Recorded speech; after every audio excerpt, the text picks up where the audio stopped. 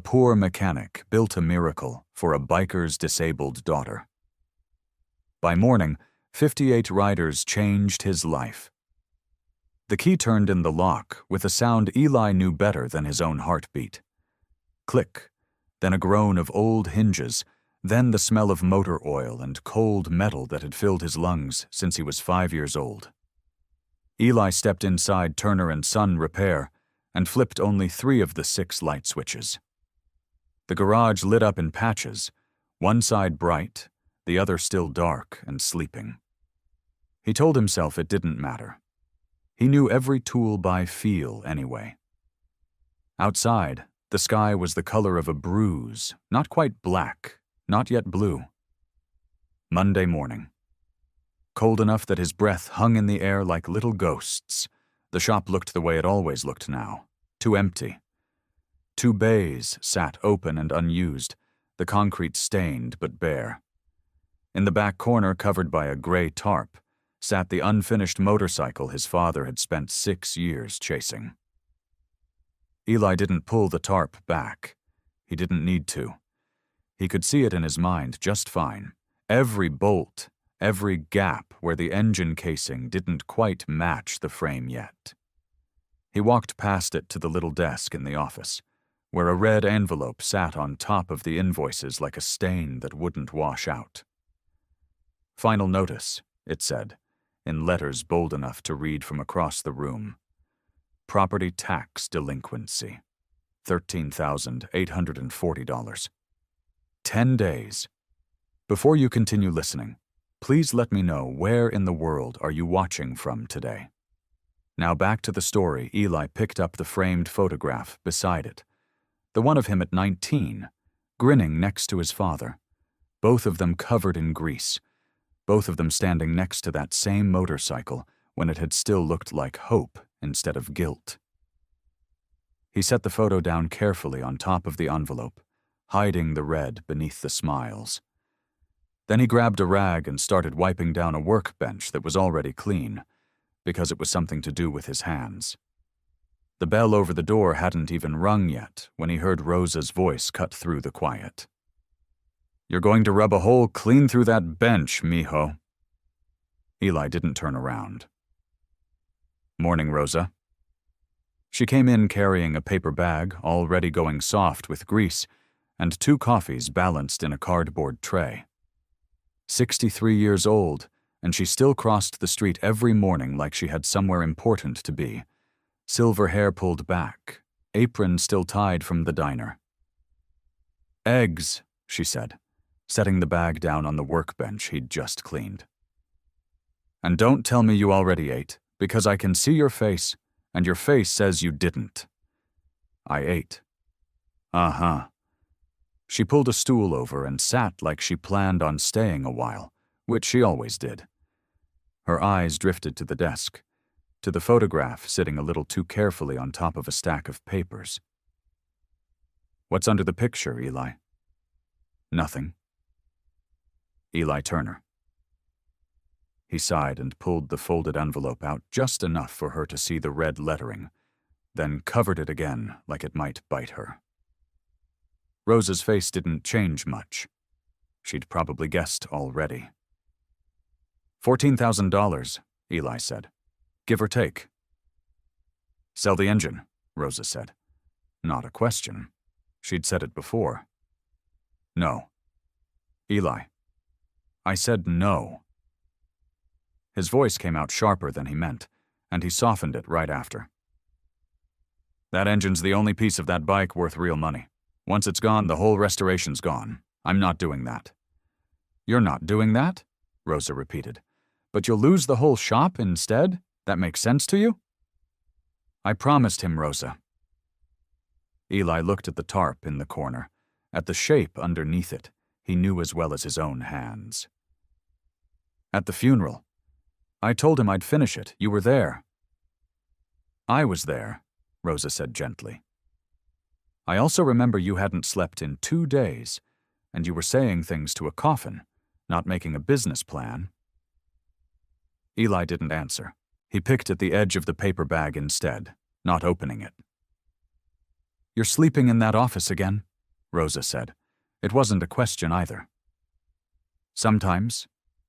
You look thinner than last week. I'm fine. Rosa studied him a long moment, the way she always did, like she was reading something written faint under his skin. Your father built this place so people would have somewhere to bring their troubles. He didn't build it so his son would starve himself trying to carry all of them alone. Eli said nothing. He picked up his coffee and drank it black and bitter, because it was easier than answering. The day crept forward the way slow days always did. One oil change, one brake job that paid barely enough to cover the electric bill, and Eli knew it before he even finished totaling the ticket. By late afternoon, the light outside had gone gold and low, stretching long shadows across the cracked lot, and Eli was pulling the bay door down when he heard it. A deep rumble, rolling closer, engine note thick and uneven.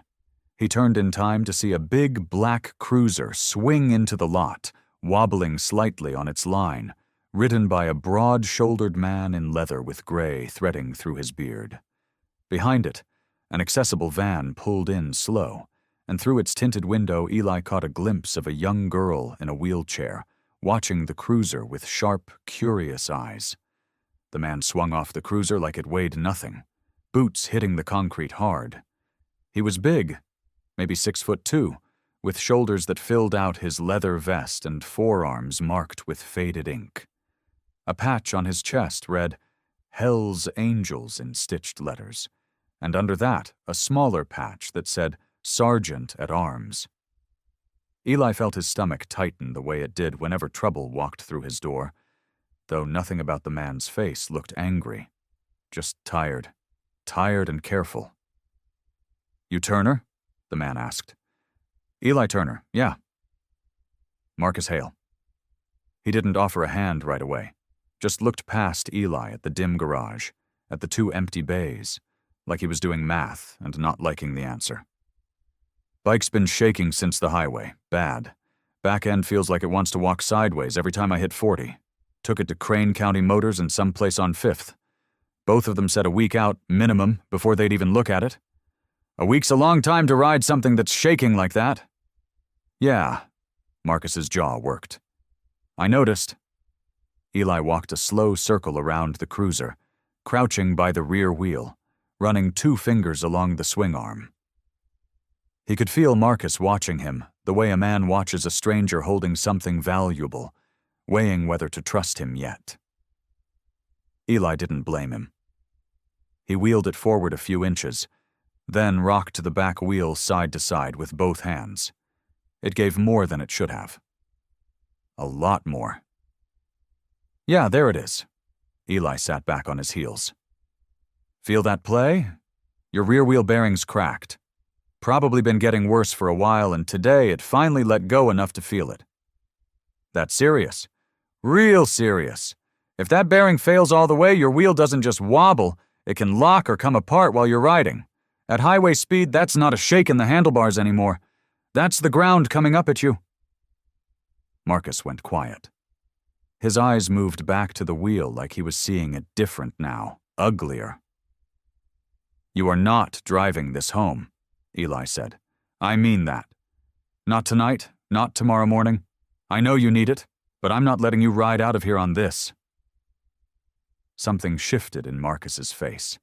Some wall lowering half an inch. Most people who dropped a bike off worried about money first and safety second. This one hadn't blinked at the warning at all. I don't have a way home otherwise, Marcus said careful, and I don't know what this is going to cost me, or when I can pay it. I'll fix it tonight. We'll figure out the rest after. Eli was already moving toward the parts shelf, pulling out a bearing kit he prayed would fit. You've got a wheelchair van behind you. Somebody can take you both home, and I'll call when it's done. Marcus studied him another second, then nodded once, slow, like he'd decided something important. That was when Eli noticed the girl.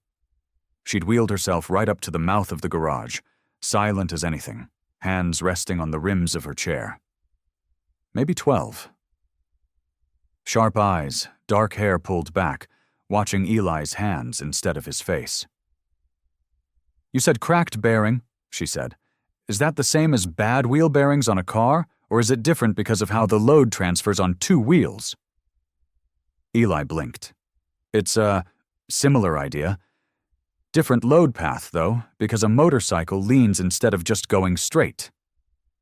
"Because of the countersteering," the girl said, not asking. "Yeah, exactly." Marcus's mouth curved, just barely. "This is Lily. She reads more about motorcycles than I do." "Braking force matters more on the rear here because of the angle, right?"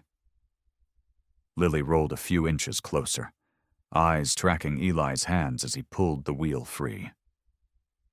"And the torque on the axle bolt, is that measured different depending on the bearing type?" Eli found himself explaining it before he'd decided to, walking her through torque specs and load balance while his hands kept working. And Lily listened like every word mattered, like she was filing it all away for something. "How do you know so much about this stuff?" Eli asked.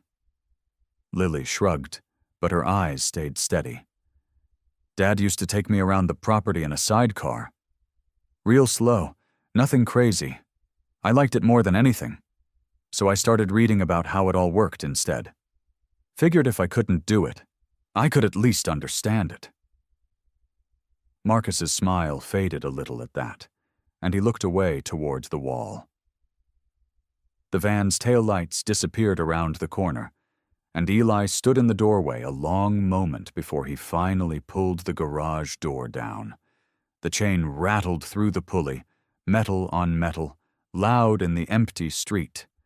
He threw the bolt, checked it twice out of habit, and stood there in the dark a second longer than he needed to. Rosa's breakfast was still sitting on the workbench where he'd left it that morning, untouched, the eggs gone rubbery and cold under a paper towel. He carried it back to the little kitchenette behind the office, an afterthought of a room with a hot plate and a microwave older than he was. He nuked it for a minute, then another 30 seconds, and ate standing up at the counter because sitting down felt like giving up on the day. He pulled the red notice out from under his father's photograph and set it flat on the desk. $14,000. He'd read the number so many times it had stopped looking like a number and started looking like a wall. He got out a legal pad and tried to make the math work different ways, tried to see some version where 2 appointments a week and a cracked bearing job added up to enough. But the numbers wouldn't bend no matter how he arranged them. He kept losing his place. Kept seeing Lily's face when she touched the fuel tank on her father's cruiser.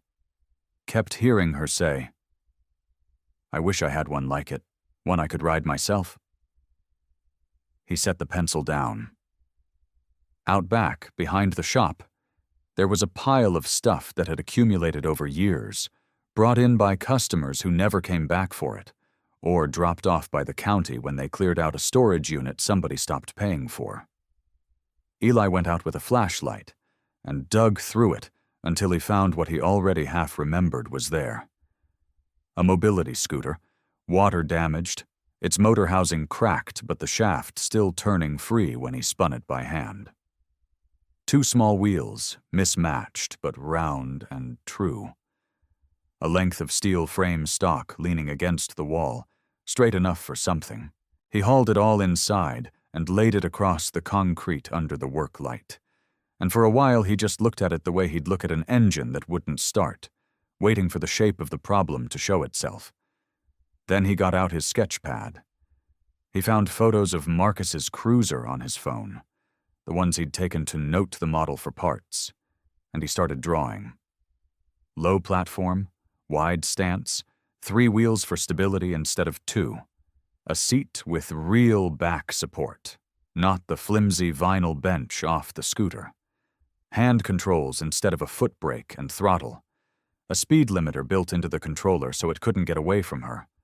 And around all of it, styling that echoed the black cruiser, the tank shape, the chrome, so that when Lily sat on it, it would look like she belonged next to her father instead of behind him. He was still drawing at midnight when the bell over the door jingled, and Rosa let herself in with her own key, wrapped in her coat over pajama pants. "I saw the light," she said. "Figured you forgot how to sleep again." "Working on something." She came around the desk and looked down at the sketch, at the little 3-wheeled machine taking shape in pencil, at the tax notice sitting right beside it. Her mouth went thin. "Eli, you've got 10 days to come up with $14,000, and you're in here drawing toys." "It's not a toy." "I know what it is. I know that look. I've seen it since you were 16. She sat down across from him, tired lines showing under her eyes. "You cannot save everybody, mijo. Not while your own life is falling down around your ears. That girl is not your responsibility." Eli kept his eyes on the paper, on the curve of the handlebar he'd drawn 3 times trying to get it right. "She didn't ask me to save her, Rosa. She didn't ask anybody for anything. She just wanted to ride her own way, once, without somebody having to lift her onto a seat like she's cargo." He looked up. "That's not the same thing." Rosa didn't answer right away. She just looked at him a long moment, then at the sketch again, and said nothing else, just pulled her coat tighter and sat with him while he kept drawing. By 2 a.m, Eli had the scooter motor pulled apart on the bench, testing the shaft output against the numbers he'd worked out for Lily's weight, the frame weight, the grade of the driveway behind Marcus's property from what little he remembered of it. He ran the calculation twice, then a 3rd time, hoping he'd made a mistake. He hadn't. The motor was too weak. Fine on flat ground, maybe, but useless on any real incline. The kind of underpowered that would strand her halfway up a slope, or worse, let her roll backward with no one able to catch her fast enough. He sat back, rubbing his eyes, and his gaze drifted across the shop to the far corner, where a shape sat under a canvas tarp, small and solid and undisturbed for months. He hadn't looked at it directly in weeks. He didn't need to. He knew exactly what was under there, every bolt of it, every hour his father had spent tracking it down. The compact auxiliary drive from the restoration engine.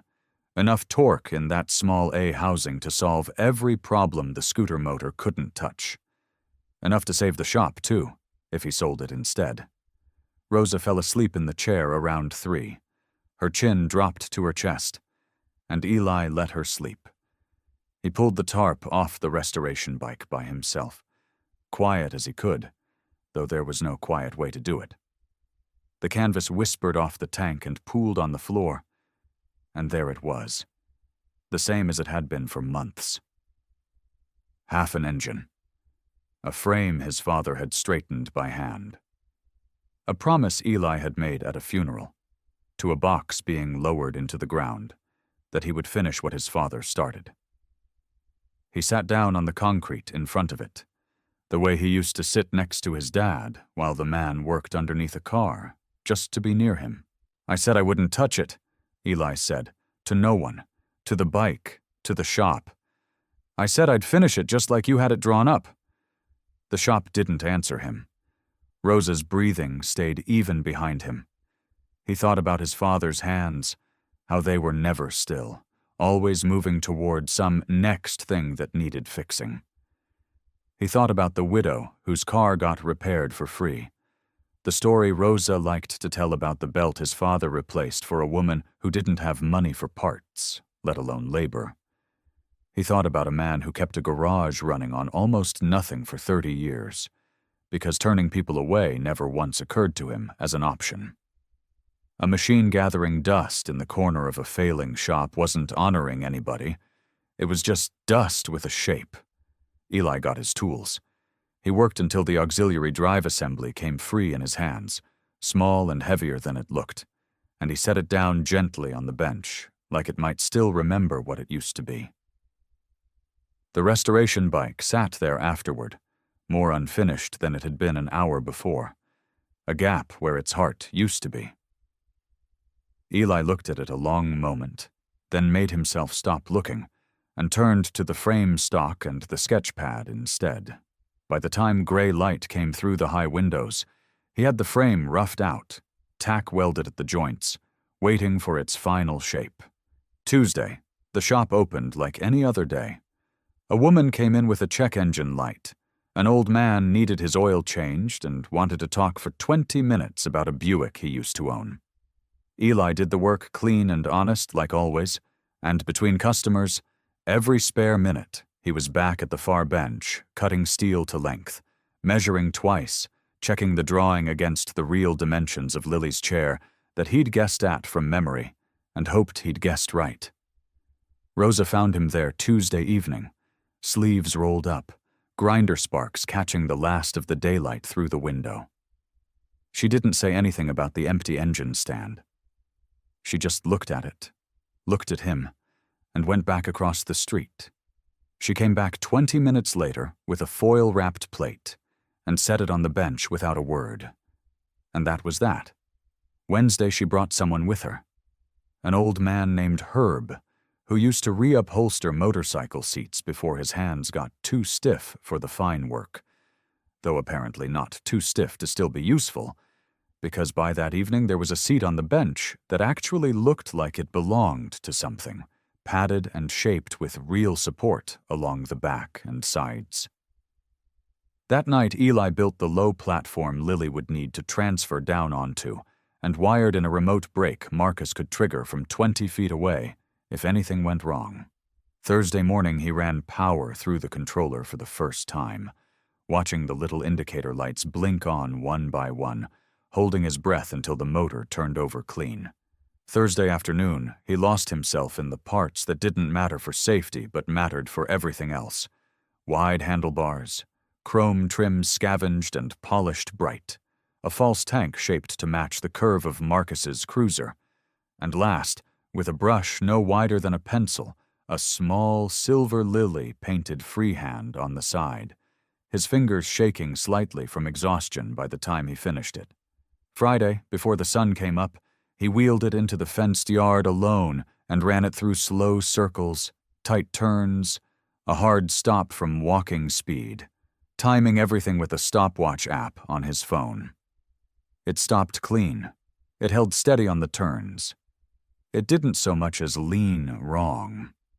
Eli walked it back inside and sat down against the workbench, and that was as far as his body would let him go. Rosa found him there minutes later, out cold, sitting up, and she pulled his father's old shop jacket off its hook and laid it over him like a blanket. "I'll call Marcus after sunrise," she said quietly to a room that wasn't listening, and went to put the coffee on. Marcus's cruiser rolled up at 9 sharp, right on schedule, engine steady and smooth now that the cracked bearing was gone. Eli heard it coming from 2 blocks away and was already wiping his hands on a rag when the bike turned into the lot. Lily was grinning before Marcus even cut the engine. "Told you he could fix it," she said, loud enough for Eli to hear. "Just wanted to check the noise was gone," Marcus said, swinging his leg over and helping Lily transfer her wheelchair down from where it was strapped behind the sidecar mount. 10 minutes, tops. We got somewhere to be after." "It's gone," Eli said. "But before you go, I want to show you something. Both of you." Marcus raised an eyebrow. Lily's eyes lit up the way they did whenever something interesting was about to happen. Eli led them around the side of the building to the fenced yard out back, Rosa already standing there with her arms crossed and a smile she was fighting to keep off her face. A shape sat under a canvas tarp in the middle of the gravel, low and long. "What is that?" Lily asked, wheeling closer. Eli grabbed the edge of the tarp. "Only one way to find out." He pulled it off in one motion. Lily went completely silent. The little black bike gleamed under the morning sun, chrome catching the light. The false tank curved just like her father's, and there, painted in careful silver strokes along the side, a lily in full bloom. That's... Lily's voice came out small. That's for me? Made it to match his, Eli said, nodding toward Marcus's cruiser. Figured if you were going to ride, you should look the part. Marcus wasn't smiling. He walked a slow circle around the machine, studying the frame, the wheels, the controls, his jaw tight. Eli, did you build this yourself, in a shop? No certification, no testing lab, nothing? Marcus, because I've seen what happens when a machine fails at speed, Marcus said, his voice low and hard. I'm not putting my daughter on something nobody's checked. Dad. Lily's voice cut through, sharp. Lily, I'm not saying no because I don't want you to have it. I'm saying no because you're scared, Lily said. I know, you're always scared. She looked at Eli. Tell him why it's safe. Tell him everything. Eli nodded, kept his voice calm, the way he'd rehearsed it in his head all week without knowing he'd been rehearsing. Low center of gravity, wider than a normal trike, so it can't tip in a turn even if she leans wrong. 2 independent braking systems, one she controls, one you control from right here. He held up a small remote, no bigger than a garage door opener. Cuts the motor and locks the rear wheels the second I press it. Speed's capped, walking pace only for the first ride. And look, he pointed to the seat. Full back support, side bolsters, a harness that holds her steady even if the bike stops short. She transfers down onto that platform there. No lifting, no strain. Marcus stared at the remote in Eli's hand, like it might explain everything or nothing at all. I built it to be safer than the wheelchair ramp at your own house, Eli said quietly. I wouldn't put her on it otherwise. Lily wheeled herself right up beside her father. You let me do therapy that hurt. You let me fall off a horse once at that camp and you didn't even blink. But this scares you? That's different. It's not different. It's just new. Lily's eyes were steady on him. You can't keep me safe by keeping me still, Dad. That's not protecting me. That's just stopping me. Marcus looked at her a long moment, something working behind his eyes. Then he looked at Eli, at the remote still in his hand, at the fence around the yard, closed on every side. Inside the fence, Marcus said finally. Slow. He walks right next to you the whole time. He pointed a finger at Eli. You don't let go of that remote. Not for a second, Eli promised. Lily was already reaching for the transfer platform, hands shaking with excitement instead of fear now. Eli helped guide her down, buckled the harness across her chest, checked it twice, then a third time out of habit, more than doubt. Ready? He asked. I've been ready my whole life, Lily said. Eli powered the motor on, the soft hum rising beneath her, and stepped into position beside the handlebar, remote gripped tight in his palm. Marcus stood at the fence rail, knuckles white on the wood, watching his daughter's hands close around the grips for the very first time. Lily's first circle around the yard ended with her laughing so hard she could barely steer straight. Marcus walked beside her the whole way, one hand hovering near the handlebar even though he never touched it, his eyes wide with something that looked like disbelief, wearing the shape of joy. Again, Lily said, breathless. Dad, again. Give the girl a lap of her own, Rosa called from the fence, wiping her eyes with the corner of her apron. Look at her go. Eli walked beside the bike, remote steady in his palm, watching every wobble of the front wheel, every shift of Lily's weight in the harness. She turned the handlebars smooth and easy, like she'd been doing it her whole life instead of for the first time in her 12 years. You're a natural, Eli called out. I know, Lily shot back, grinning so wide it looked like it hurt. Marcus laughed, a short, surprised bark of a sound, like it had been knocked loose from somewhere he'd forgotten he kept it. He walked to the fence rail and gripped it, watching his daughter make a second lap, then a third, her confidence building with every turn. It was during that third lap that Marcus's eyes drifted past the bike, toward the open bay doors of the shop, and landed on something that made him go still: the stand. The empty engine stand sat near the back wall where it had always sat, but the housing that used to rest on it, the restoration engine Eli's father had spent years hunting down, piece by piece, across 3 states, was gone. In its place was a canvas tarp thrown over a lower shape, the outline of a motorcycle frame stripped down to bones. Marcus walked toward it slowly, like a man approaching something he already suspected but didn't want to know. "Marcus," Eli said, catching the look on his face. "Wait." Marcus lifted the corner of the tarp. Underneath sat the shell of his father's unfinished restoration. The frame intact, but the auxiliary drive assembly stripped clean out of its housing. Gone. "This the same engine?" Marcus said slowly. "That was sitting on that stand 3 days ago?" Eli didn't answer right away. He didn't need to. "The auxiliary drive," Eli finally said. "It was the only motor I had access to that was strong enough to handle her weight safely on a slope, strong enough that I could trust it wouldn't fail. Every scrap motor I found was underpowered or too worn down to be reliable." "That was your father's," Marcus said, voice low. "You told me he spent years finding that thing." "He did. And you tore it apart, for my daughter, a kid you met 4 days ago." "Marcus, why?" Marcus's voice cracked on the word, raw in a way Eli hadn't heard from him yet. "Why would you do that?" It was Rosa who answered, stepping forward with something in her hand, a folded red paper she'd pulled from beneath the old photograph on Eli's desk without him seeing. She held it out to Marcus without a word. Marcus unfolded it, and his eyes moved fast over the county seal, the bold red letters, the number at the bottom. "Final notice. Property to be seized within 10 days pending payment." $14,000, Marcus said, looking up. "Eli, this is due in less than a week." "I know. That engine could have paid this off. Probably with money left over."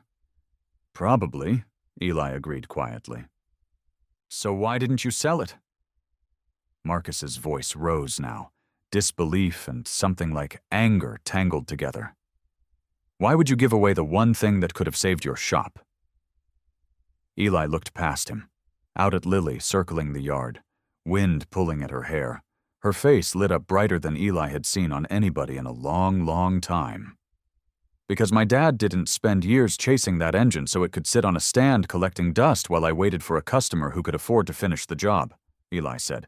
"He built things so they could move, so they could matter to somebody." He nodded toward Lily. "That engine's doing more good right now carrying her around this yard than it would have done sitting in a crate for another 10 years. Marcus stared at him, the red notice trembling slightly in his hand, and he opened his mouth to say something else. That was when the low rumble of a diesel engine turned into the lot, followed by a second vehicle, a county sedan with municipal plates. Doors slammed. Victor Crane climbed out first, straightening his jacket, followed by a woman in a gray blazer carrying a clipboard, her badge catching the sunlight. "That's the vehicle," Victor said, pointing straight at Lily's bike. "Right there, built by an unlicensed mechanic. No inspection, no certification, and he's put a disabled child on it." The woman with the clipboard, Helen Brooks, stepped forward, her expression already tightening with the weight of what she'd come to do. Helen Brooks held up the clipboard like a shield. "I'm not here to ruin anyone's day," she said, "but I have a job to do." The crowd along the fence had gone quiet. Rosa's arm was still around Lily's shoulders, both of them frozen at the sight of the sedan and the badge. Lily's bike sat in the middle of the yard, engine ticking as it cooled, the silver lily on its tank catching the afternoon sun like it didn't know anything was wrong. "Ma'am," Eli said, stepping forward, That bike's not going anywhere." "I understand this is upsetting," Helen said, not unkindly, "but I have a report of an unlicensed, unregistered vehicle, custom-built, carrying a minor with a physical disability. I have to take that seriously, Mr. Turner, for her sake as much as anyone's." She held out a paper. Eli took it with hands that didn't feel like his own. The words blurred together at first, then sharpened. "Order to cease operation. Frame, braking system, electrical components, and control mechanisms require certified inspection. Failure to comply within specified time frame will result in vehicle seizure and possible investigation into unauthorized manufacturing." "You're going to take it," Eli said flatly. "Not today," Helen said. "But if I don't have documentation from qualified inspectors on the frame, integrity, the braking system, the wiring, and the control setup, I won't have a choice." "Where am I supposed to get that? A licensed structural inspection? An electrician? Somebody who knows disability equipment all in what, a day? I don't have that kind of money. I barely have lights in this building." Helen's face softened, just slightly. "I'm sorry, I really am. But I can't bend on child safety." Victor stood off to the side, arms crossed, saying nothing now that the damage was done, watching Eli with an expression that was almost, but not quite, satisfied. Lily wheeled herself forward before her father could stop her. "It's my bike," she said, chin lifted. "Nobody's touching it." "Lily," Marcus said gently, but she shook her head. "I'm not leaving it." Helen crouched down to Lily's eye level. "I know how much this means to you, sweetheart. I do. That's exactly why I have to be sure it's safe." Lily didn't answer. She just wheeled closer to the bike and put her hand on the seat, like she could hold it there by will alone. Helen straightened and looked at Eli. "You have until tomorrow morning. If I don't see qualified documentation, it gets removed pending investigation." She got back in the sedan. Victor lingered a moment longer, then climbed into his truck without a word, and both vehicles pulled out of the lot, leaving a silence behind that felt heavier than before they'd come. Marcus turned to Eli.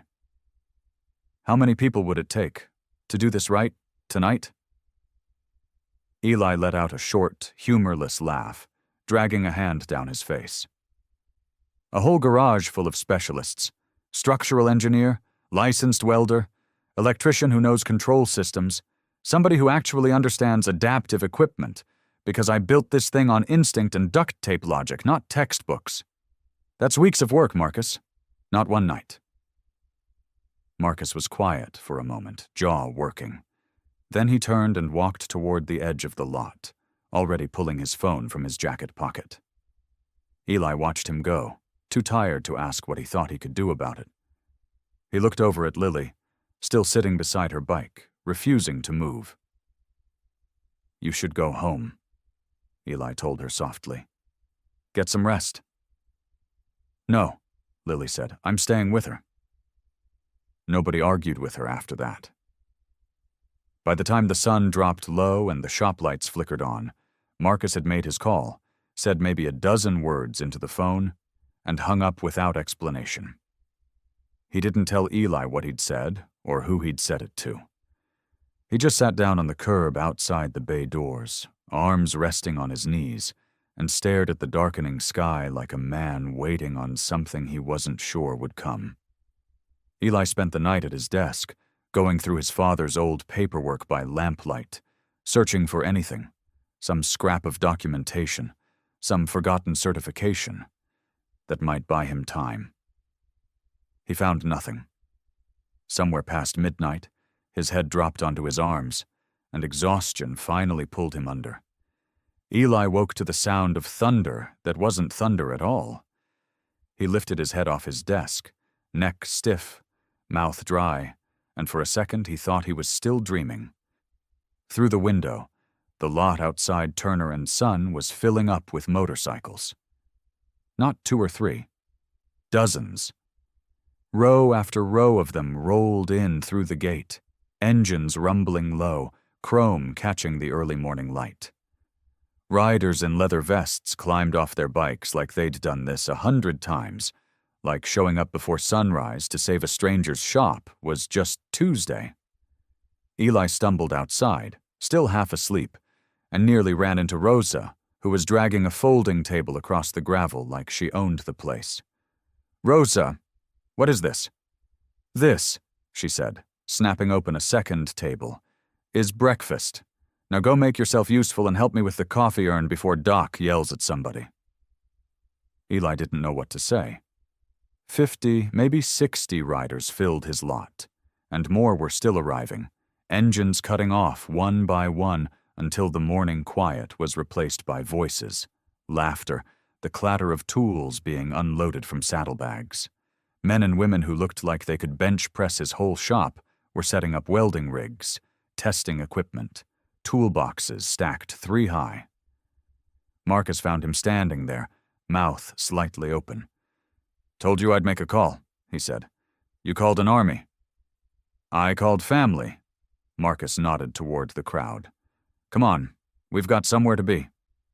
The county office smelled like old carpet and burnt coffee.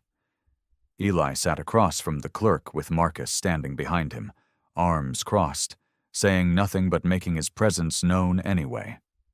The prepaid work orders the riders had handed over that morning, dozens of them, oil changes, tune-ups, full rebuilds, added up to more than enough to cover the back taxes.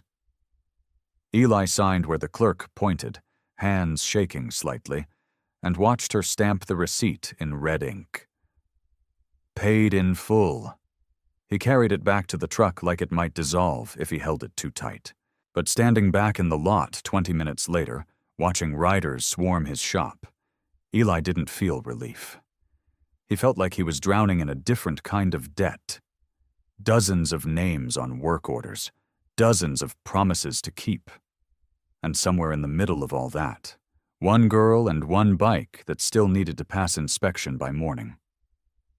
Doc found him staring blankly at the growing crowd and shoved a clipboard into his chest. "Stop standing there like you're waiting for the ground to swallow you. We've got work." "Doc, I don't even know where to start." "Then listen, because I'm only saying this once." Doc ticked items off on his fingers. Professional drawings of the frame, material records, every bolt, every weld, where it came from, load testing, brake testing, full range, not just a walk around the yard. Liability insurance, which I already made a call about, and a public demonstration in front of a state inspector, because paperwork alone won't convince Helen Brooks of anything. Eli's stomach dropped with every item. "That's not a day's work. That's not even a month's work." "No," Doc said. "It's 30 days' work, if we're fast and nobody makes a mistake." Lily rolled up beside them, having caught the tail end of the conversation. She looked between Eli and Doc. Her earlier defiance from the day before softened into something more fragile. "Can it really be ready in time? For real?" Eli crouched down so he was level with her. He didn't have an answer. Not really. But looking at her face, at the way she was holding on to hope with both hands, he found himself saying it anyway. "It'll be ready."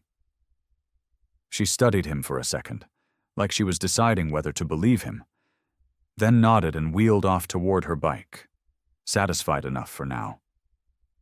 Eli straightened up and caught Doc watching him with an unreadable expression. "You don't know that," Doc said quietly. "No," Eli admitted. "I don't." The day wore on, one long blur of engines and paperwork and Rosa's endless coffee. By evening, the riders had lined their motorcycles in neat, organized rows along the fence, each one tagged with a scheduled service date, and one by one they rumbled off into the dusk, waving until the lot was quiet again. Eli locked the front door of Turner and Son, keys jangling in the fading light, bone tired in a way that went past his body and into something deeper. Doc was waiting by the corner of the building, clipboard tucked under one arm, headlight beam from a lone bike cutting across the gravel behind him. 7 o'clock tomorrow morning. Doc said. "We start measuring every weld on that frame, every single one." "Doc, it's Sunday." "Lily's safety doesn't take weekends off." Doc's eyes were steady, serious. "You built that bike on instinct, son. Instinct got her moving. It won't be enough to keep her safe forever, not when this many people are counting on it holding." 7 o'clock came fast. Eli had slept maybe 3 hours on the office cot, and his back felt like someone had folded him in half and left him there overnight. He splashed cold water on his face in the shop bathroom, looked at himself in the cracked mirror, and decided he looked about as good as he felt, which was to say, terrible. Doc was already outside when Eli walked out, clipboard in hand, standing over Lily's bike like a surgeon studying a patient. He had a flashlight, a set of calipers, and a small notebook Eli hadn't seen before. "You're late," Doc said, without looking up. "It's 7:01. "Late." Doc crouched down and ran his fingers along the underside of the frame near the rear axle. "Talk me through this weld here. What's the material spec?" Eli leaned in.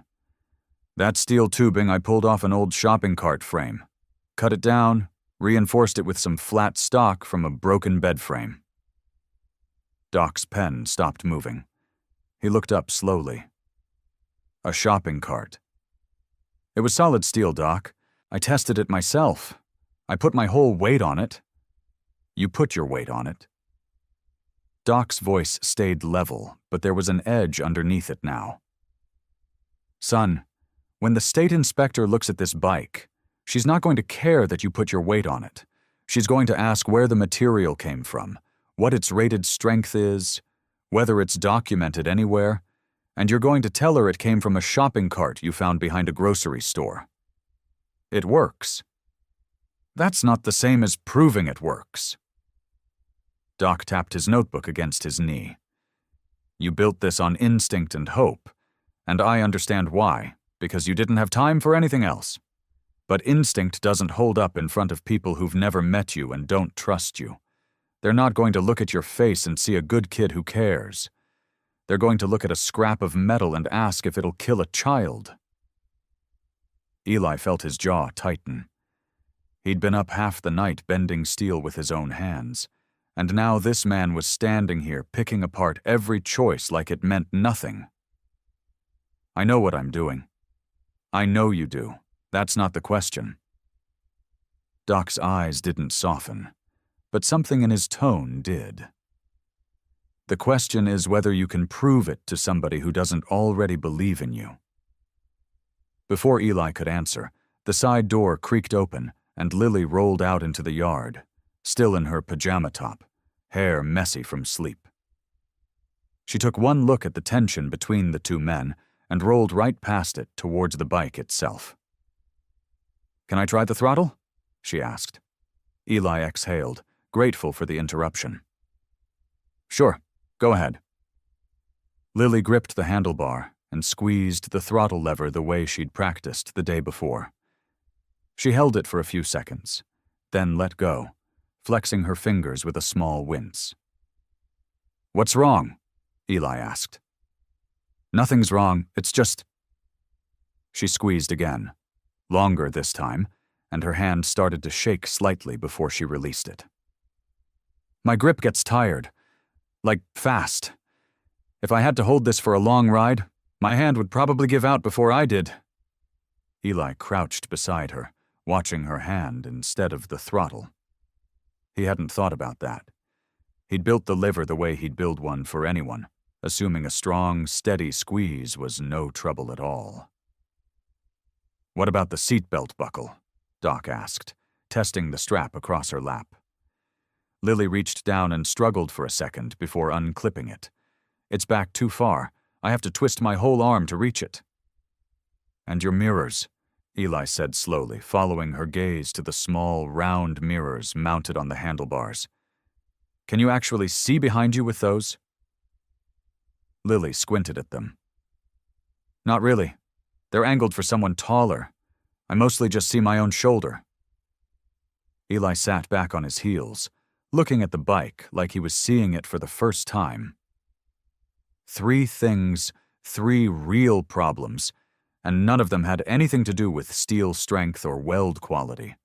They were about her hands and her arms and her sight line, not about what he assumed a rider needed. "Okay," he said, standing up, some of the tiredness draining out of his face and something sharper taking its place. "Okay, we're rebuilding the throttle first, something she can hold with her palm instead of her fingers, and moving that buckle closer, and widening the mirrors." Doc watched him with the faintest flicker of approval. "Now you're listening to the right engineer." By midday, Eli had stripped the throttle assembly down and rebuilt it with a wide paddle lever Lily could press flat with her palm, no grip strength required. He moved the buckle housing forward 6 inches and angled it toward her hand. He swapped the small mirrors for wider, curved ones mounted higher, giving her a real view of the road behind her. Lily tested each change as he finished it, offering blunt, honest feedback that stung a little but always made the bike better. By late afternoon, the design felt different, sharper, like it had been built around a real person instead of an idea of one. As the sun dipped low and gold over the fence, Eli wiped grease from his hands and nodded toward the yard. "Ready to try it for real?" Lily's eyes lit up. "Yes." Marcus, who had been quietly watching from the porch step all afternoon, stood immediately, phone gripped tight in one hand, thumb already hovering near the remote brake control clipped to his belt. Lily transferred into the seat smoothly, her hand settling onto the new paddle throttle with ease. She pressed it gently, and the bike rolled forward in a slow, steady arc across the fenced yard, her palm flat and relaxed instead of curled and straining. "That's it," Eli called out. "That's exactly it." She circled once, twice, gaining confidence, her face breaking into a grin as she reached the buckle without twisting, glanced in the new mirrors without craning her neck. Marcus took a step closer, thumb twitching toward the brake button the moment she picked up speed on the far turn. "Dad!" Lily's voice cut across the yard, firm and clear. She slowed the bike and turned to face him, still gripping the throttle loosely. "Stop!" Marcus froze, thumb still hovering. "I didn't do anything." "You were about to." She wheeled the bike a few feet closer, eyes steady on his. "Every time I go a little faster, every time I try something new, your hand goes to that button. I see it, Dad. You don't even realize you're doing it." Marcus opened his mouth, then closed it again, guilt flashing across his face. "I can't prove I'm okay," Lily said, quieter now. "If you're always deciding I'm not before I get the chance." Marcus's jaw tightened. "My duty is to keep you safe. That's not a cage, Lily. That's a father doing his job." "It feels like one." Lily's voice didn't waver. "You can call it whatever you want, but if I'm never allowed to try anything without your thumb on that button, then I'm still stuck. I just have a nicer chair to be stuck in." "That's not fair." "Maybe not." She looked down at her hands on the throttle, then back up at him. "But it's true. Protecting me and trusting me aren't the same thing, Dad. You can't just do one and call it the other." Marcus stood there, the remote brake still clipped to his belt, his big frame somehow smaller under the weight of what she'd said. He looked at Eli, then at Doc, like he was searching for someone to tell him she was wrong. Neither of them said anything. Doc just closed his notebook slowly, and Eli looked down at his boots, feeling like he was intruding on something that belonged only to the two of them. Finally, Marcus let out a long breath. "Fine." His voice was rough. "Fine. I'll watch from outside the fence." "Really?" "I said fine, Lily, don't push it." But there was no anger in it, just a tired kind of surrender. He unclipped the remote from his belt, and held it out, not to Lily, but to Eli. "You and Doc supervise the tests. I'll stay outside the riding area. That's the compromise." Eli took the remote carefully, like it might be fragile. "We'll keep her safe, Marcus. I promise." Marcus nodded once, jaw still tight, and walked to the fence without another word. He leaned against it, arms crossed, watching his daughter with the particular stillness of a man forcing himself not to move. Lily grinned at Eli, triumphant, and rolled the bike into another slow circle. This time, nobody's thumb hovered over anything. Monday morning came gray and quiet. Eli woke before his alarm, joints stiff from another night on the cot, but something in his chest felt lighter than it had in weeks. He walked into the shop to find Doc already there, spreading blueprint paper across the workbench, pencil tucked behind one ear. "Chapter's got 14 bikes coming through this week," Doc said without looking up. "Prepaid work. You're going to want to get started." Eli nodded, rolling up his sleeves. "And the bracket design?" "I'll draft it while you work. Somebody's got to keep the paperwork honest." Doc tapped the blueprint. "Can't build a certified machine on scraps and good intentions forever." By 9, Eli had the first cruiser up on the lift, elbow deep in a fuel line repair, while Lily sat nearby at a folding table Doc had set up for her. She had a marker and a stack of small labels, sorting bolts and brackets into labeled bins with the seriousness of someone performing surgery. "This one's a grade 8, she called out, holding up a bolt. "Doc said the head markings tell you the strength." "Good eye," Doc said, not looking up from his sketch. The bell over the shop door jingled, and Rosa walked in, coffee in one hand, a folder tucked under her arm, and a woman Eli didn't recognize trailing behind her. The woman looked to be in her 30s, tired around the eyes but neatly dressed, holding her purse strap like it was the only thing keeping her steady. "Eli," Rosa said, "this is June Carter. She used to keep books for a dental office before it closed. She's looking for work. And you, mijo, need someone who isn't you doing your invoices." June gave a small, nervous smile. "I don't need much. Just something temporary while I figure things out."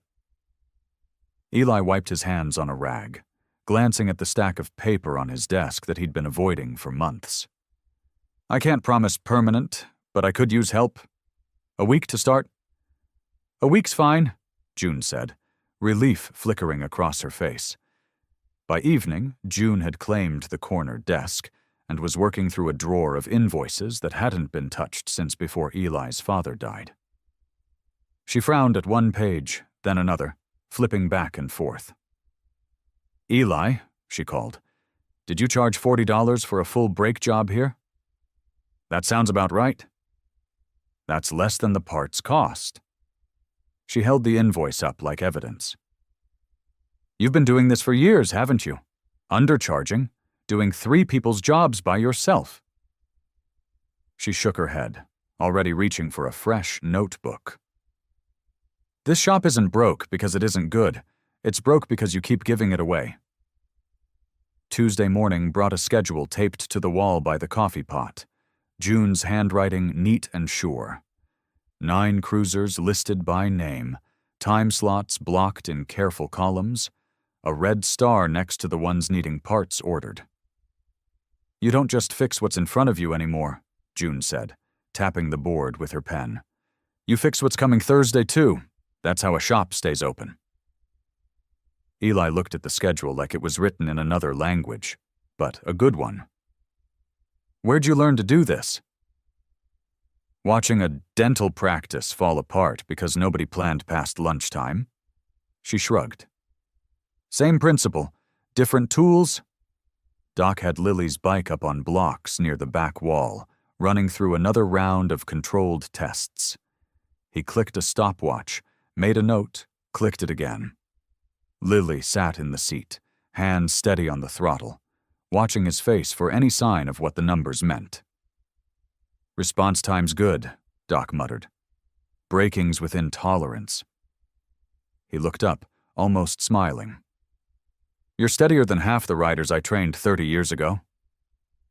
"Is that a compliment?" "Don't let it go to your head."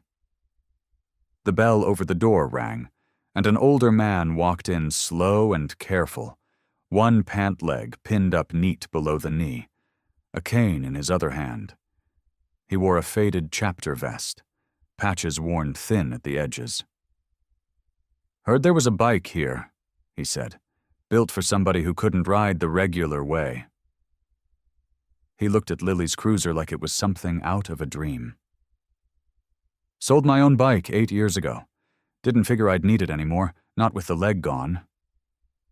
Lily rolled closer. "You want to look at the controls? They're not that different from a regular bike, just moved around some." The man's eyes stayed on the hand throttle a long moment. "Moved around some," he repeated softly, like he was trying the words on for size. By early afternoon, a woman came in on her daughter's arm, knuckles swollen and curled with arthritis, apologizing for interrupting, even as she stepped through the door. "I saw the story," she said, "about the girl and her bike. I used to ride before my hands got like this. Regular clutches and levers I can't manage anymore." She looked at Eli, hopeful and a little embarrassed by the hope. "Is it just for children? Or could someone build one for somebody my age?" Eli didn't answer right away. He looked at the woman's hands, then at the man's missing leg, then at Lily grinning at both of them like she'd already solved the whole problem in her head. "I don't see why not," he said finally. After they left, Lily could hardly sit still. "Did you hear them, Eli? It's not just me. There's a whole bunch of people who used to ride and can't anymore. We could build them bikes too. Different ones, but the same idea." "Slow down," Marcus said, stepping in from the doorway, arms crossed. He'd been listening from the fence line, close enough to hear everything. "Eli's got exactly one job right now, and it's getting your bike certified. That's the fight. Don't go handing him 10 more before we've won this one." "I'm not handing him anything, I'm just saying—" "I know what you're saying." Marcus's voice softened, but the worry stayed in his eyes. "I just don't want him spread so thin he loses focus on you." Eli set down his wrench. "Marcus, she's still the priority. Nothing changes that." He glanced at the empty stand where his father's engine used to sit, then back at Marcus. "But watching that man look at the throttle today, watching that woman ask if it was just for kids, it made this feel bigger than just saving the shop, or even just Lily's bike. It made it feel like something worth fighting for all the way to the end." Marcus studied him a long moment, then nodded once, slow. He didn't say he agreed. He didn't say he didn't. That night, after June had locked the register and Doc had rolled up his blueprints and Lily had been driven home yawning against Marcus's shoulder, Eli sat alone at his workbench. He pulled out a fresh sheet of paper and began sketching. Frames with adjustable width, seats that could shift height, controls that could move from hand to foot depending on what a rider needed. He looked up at the photograph on the wall. Himself as a boy, his father's arms slung over his shoulder, both of them grinning beside the unfinished motorcycle. Eli studied his father's face a long moment. "Is this what you meant it to be?" he asked the empty shop. "Something bigger than fixing carburetors?" No answer came, only the hum of the shop lights and the scratch of his pencil against paper, still moving. Wednesday morning came in gray and quiet, the kind of light that made everything look a little softer than it was.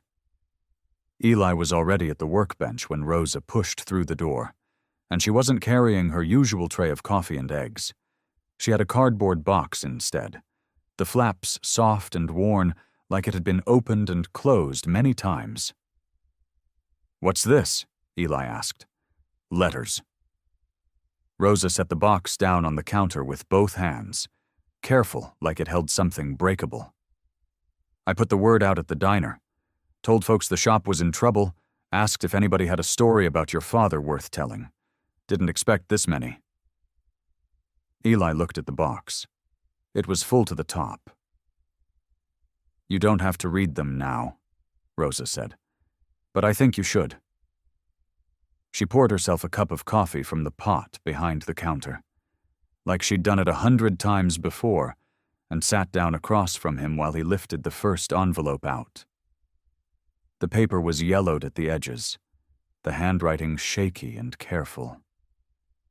Dear Eli, it began.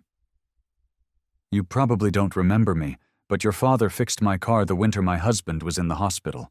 I had no money and no way to get there otherwise. He never sent a bill, told me to come back when things were easier. Things were never easier, and he never asked again. Eli set it down slowly and picked up another.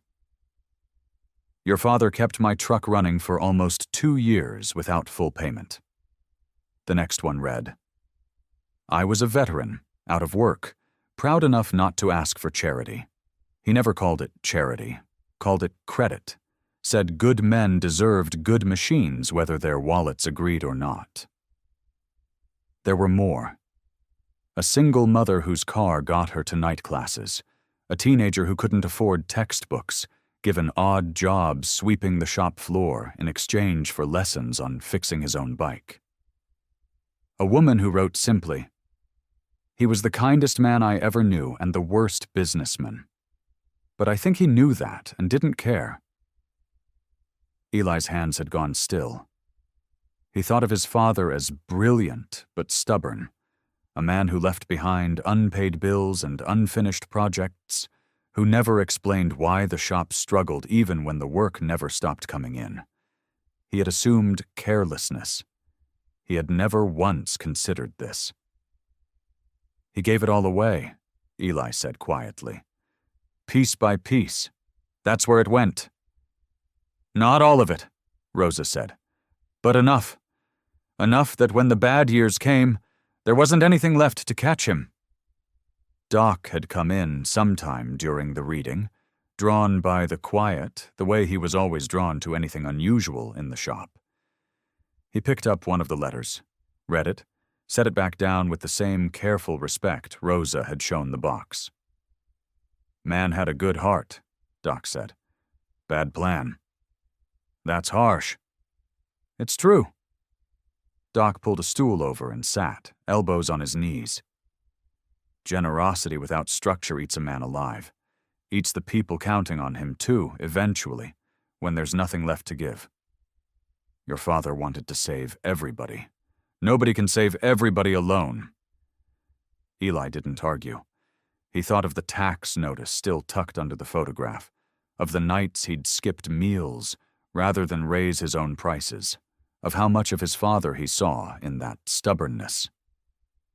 But generosity backed by something bigger, Doc went on, a community, structure, people willing to share the weight, that doesn't burn out. That builds. That's the difference between one man drowning trying to hold up the whole town and a whole town learning to hold each other up instead. Eli looked at the letters spread across the counter, then out the window at June's schedule still taped by the coffee pot, at Lily's bike up on its blocks, at the empty stand where the engine used to sit. That evening, after the shop had gone quiet again, Eli gathered the letters into a neat stack and set them beside the tax receipt Rosa had helped him pay. 2 pieces of paper, side by side, telling 2 halves of the same story. He found June before she left for the night. Raise the labor rate, he said. Not a lot. Enough that it makes sense. June raised an eyebrow, surprised, and nodded. And set up a fund, Eli added, for folks who need help and can't pay.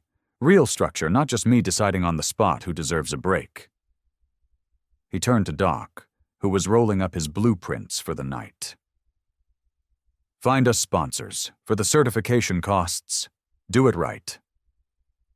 Doc studied him a long moment, then nodded, the closest thing to approval Eli had seen from him yet. Thursday morning brought a different kind of visitor. A woman in a blazer parked a small silver car outside Turner & Son, a phone already in her hand, filming the sign above the door before she'd even stepped out. "Are you Eli Turner?" she asked, walking up with a confidence that made it clear she already knew the answer. "I'm Carrie Voss, with the county paper. I saw the video online, the one of the little girl on the motorcycle. Do you have a few minutes?" Eli wiped his hands on a rag, wary. "Depends what for." "Just want to tell the story right," Carrie said, smiling in a way that seemed practiced. Marcus was there within the hour, arms crossed, standing close to Lily's chair like a wall. He didn't want to do it. Eli could see that plainly in the set of his jaw. But Carrie was persistent, and she promised it would be short, respectful, and good for the shop. "5 minutes," Marcus finally said, "and you ask her, not me." Carrie crouched down to Lily's eye level, phone recorder held out, and asked her questions. Lily answered carefully, explaining how she helped fix the throttle, how she picked the color of the paint, how riding felt like wind finally being allowed to touch her face. She smiled through most of it. It felt, for a few minutes, like being heard. The article went up that afternoon. "Miracle on Wheels. Bikers and local mechanic rescue disabled girl from a life without joy." Eli read it standing at the counter, and his stomach sank with every paragraph. The piece painted Lily as fragile, trapped, pitiful, a girl who had been given back her life by a saintly young mechanic and a gang of leather-clad heroes. There was one line about her brave little smile despite her condition. There was nothing about the throttle redesign, nothing about the mirrors she'd insisted on moving, nothing about the buckle she'd rebuilt with her own hands. Lily read it on June's tablet, her face going tight and pale. "They didn't ask me anything real," she said. "They just wanted to feel sorry for me." "Lily, I'm not sad, Eli." Her voice cracked, but her eyes were furious, not tearful. "I don't want people clapping because I left my house. I want them to know I built something, that I'm smart, that I helped make the bike safe. Not that some biker gang felt bad for me and a mechanic saved me like I was a puppy somebody found in the rain." Eli sat down across from her, quiet for a moment, letting her be angry instead of trying to fix it right away. "So tell them," he finally said, "in your own words, nobody else's." They set up a phone on a stack of tire catalogs behind the counter that evening, the garage light warm and steady behind her. Lily sat straight in her chair, hands folded, and looked right into the lens. "My name is Lily Hale," she said. "I'm 12. I use a wheelchair, and I have since I was 6. Today somebody wrote a story about me. They said a motorcycle saved me. It didn't. I was never broken. I was already whole before I ever sat on that bike." She paused, steadying her voice. "What the bike gave me is a way to move differently. That's it. That's the whole thing. I helped build the controls. I picked the throttle grip because the old one hurt my hands.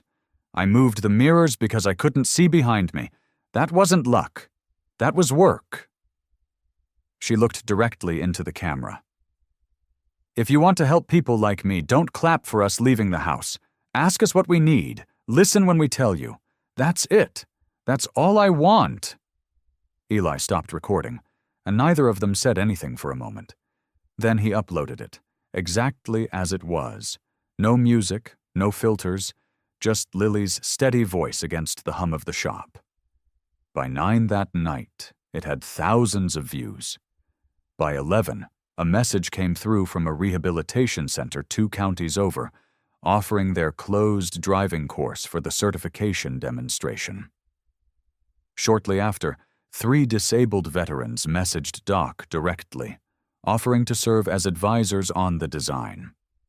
An insurance representative called June's cell phone before midnight, saying they'd consider provisional coverage if Doc was willing to sign off on the engineering report himself. Friday morning, Victor Crane stood at the window of Crane County Motors and watched a line of trucks and motorcycles form outside Turner and Son. 7 vehicles deep, engines idling, exhaust curling up into the cold morning air. He counted them twice, like maybe the number would shrink if he tried hard enough. It didn't. His own service bay held 2 cars, both belonging to customers who'd been coming to him for 15 years. As he watched, his phone buzzed. A cancellation. Then, 20 minutes later, another one. A regular customer named Ferris, who'd had his transmission serviced at Crane County for a decade, texted that he'd decided to take his truck to Turner's instead. Something about wanting to support the kid who built that girl her bike. Victor set the phone down on the counter harder than he meant to. He told himself it wasn't jealousy. It was concern. Real concern.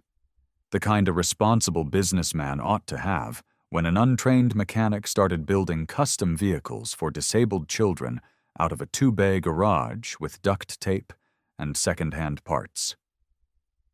He picked up the phone again and started making calls. By early afternoon, he'd reached 2 of the smaller sponsors backing Eli's certification effort, a hardware supplier and a local credit union that had pledged toward the frame testing. He didn't lie to them. He simply asked questions. Did they know Eli Turner had no formal training in vehicle manufacturing? Did they understand what liability meant if that homemade bike failed on a public road with a child on it? Did they really want their name attached to something that hadn't been properly vetted? By 4 o'clock, both sponsors had quietly withdrawn their support. The gap left behind was small on paper, just enough to cover the 3rd round of stress testing on the frame. But Doc had already warned Eli that without it, they might not make the certification deadline. That evening, Victor drove to Turner and Son. The lot was empty except for Eli's truck and Marcus's cruiser parked near the back.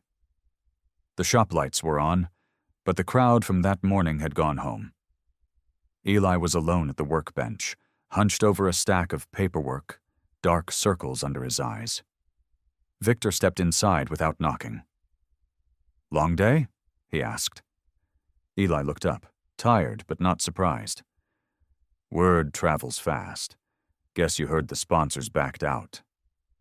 "I heard." Victor didn't bother pretending otherwise.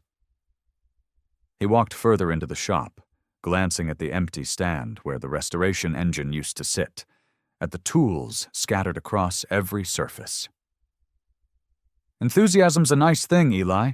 Bikers cheering, reporters filming, a crowd of people who feel good about themselves for showing up.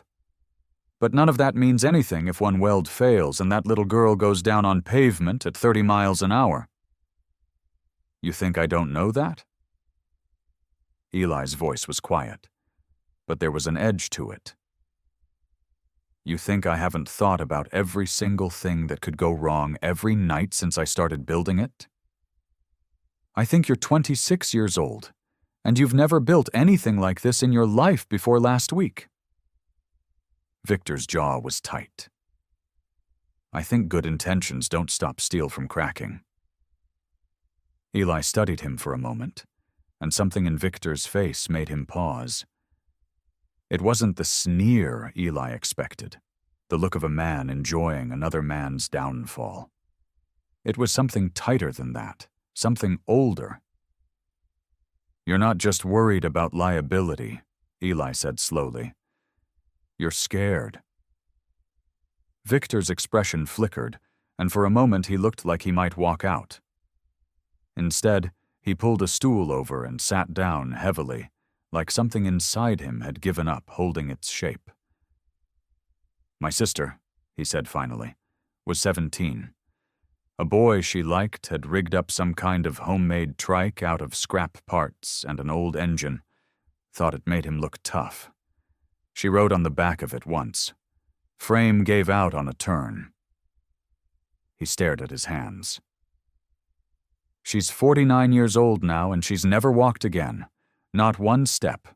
30 years, and I still see it happen every time I close my eyes. The shop was silent, except for the hum of the overhead lights. "I'm sorry," Eli said, and meant it. "I'm not telling you this so you'll feel sorry for me." Victor's voice was rough. "I'm telling you so you'll understand. Homemade machines don't just fail, they ruin lives. They ruin them forever." Eli nodded slowly. "I understand that, Victor. I do. But being scared of what happened to her isn't going to give her legs back. And it isn't going to protect Lily either. Refusing to let anyone try to do this right, that's not safety. That's just fear wearing safety's coat." Victor left without saying goodbye. He just stood, nodded once like he'd decided something, and walked out into the dark. Eli heard his car start, heard the tires roll slow out of the lot, and then the shop was quiet again. Eli sat for a long minute, staring at the paperwork he still needed to finish.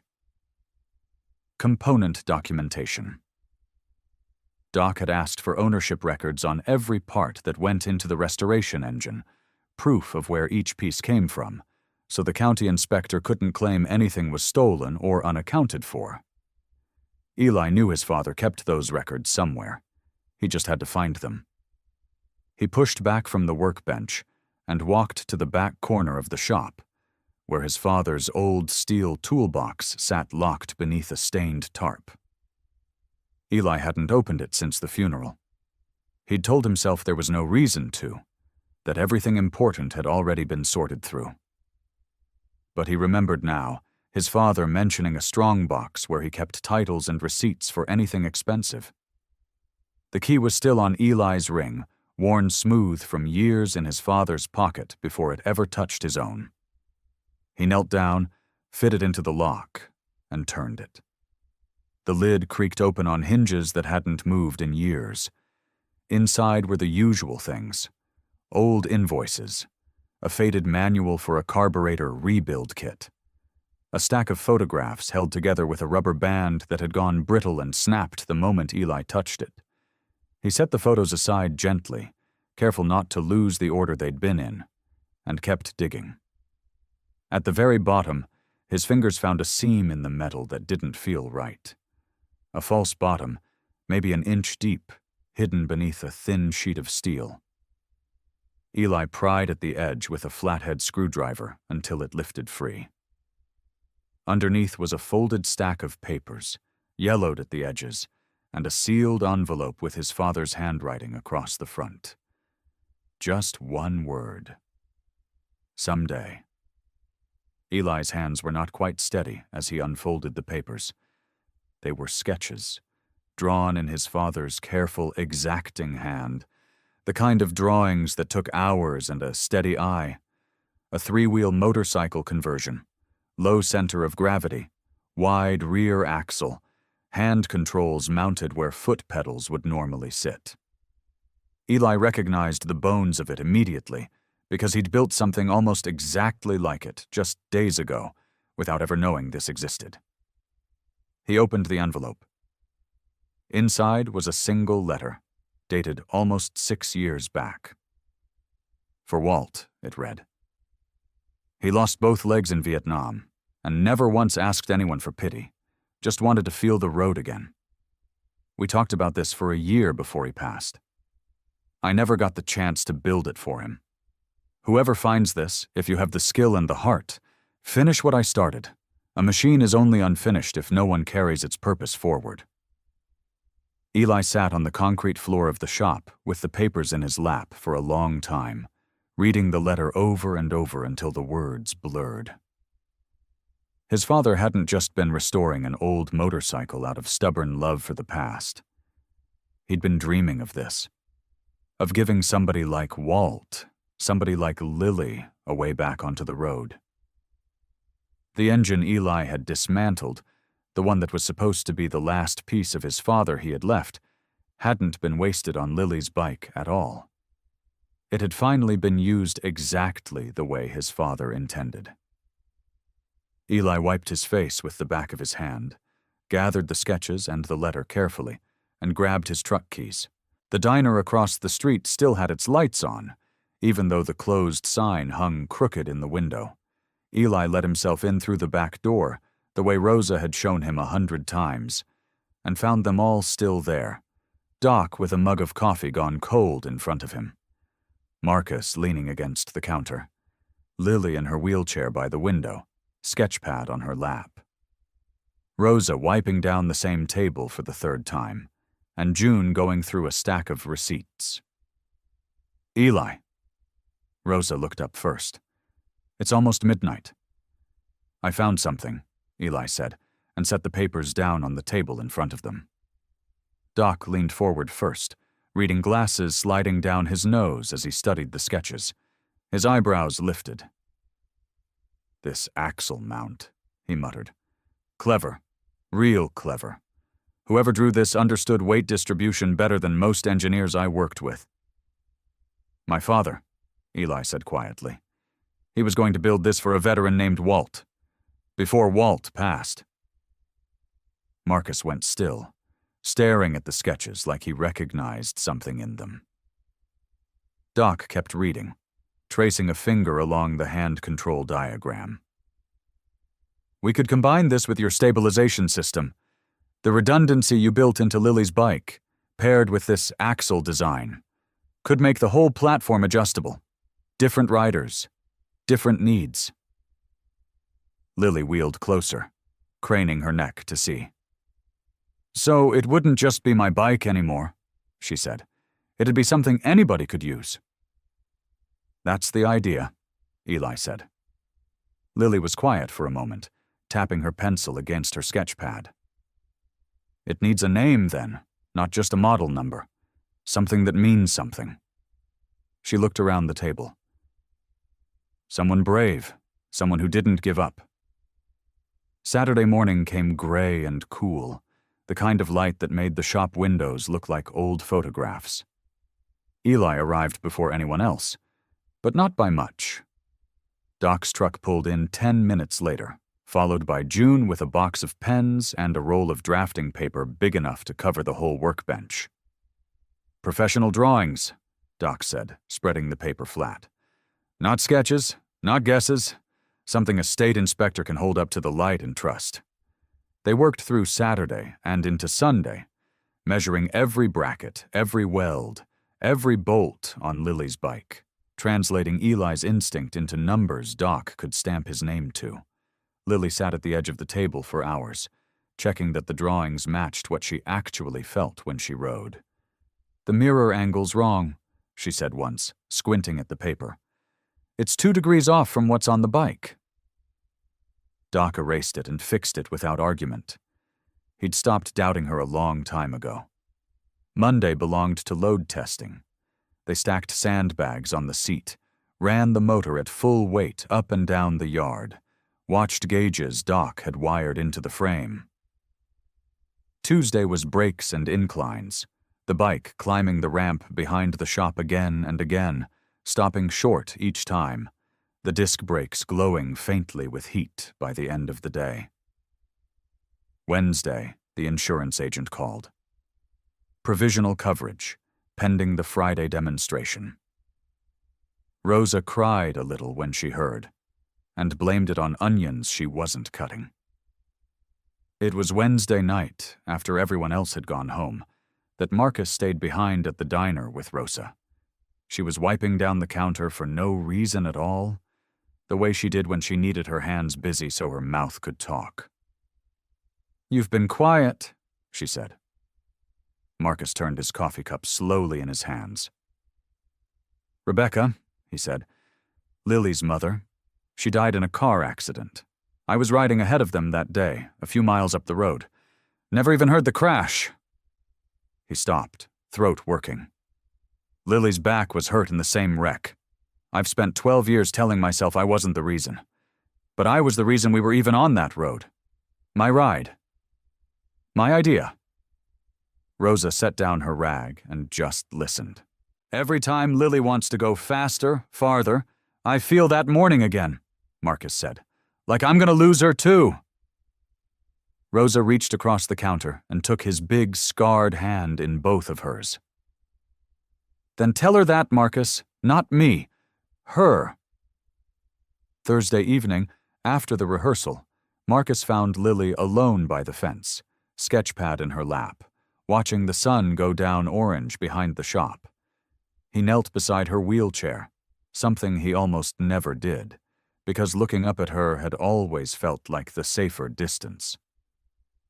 I need to tell you something, he said, and told her everything.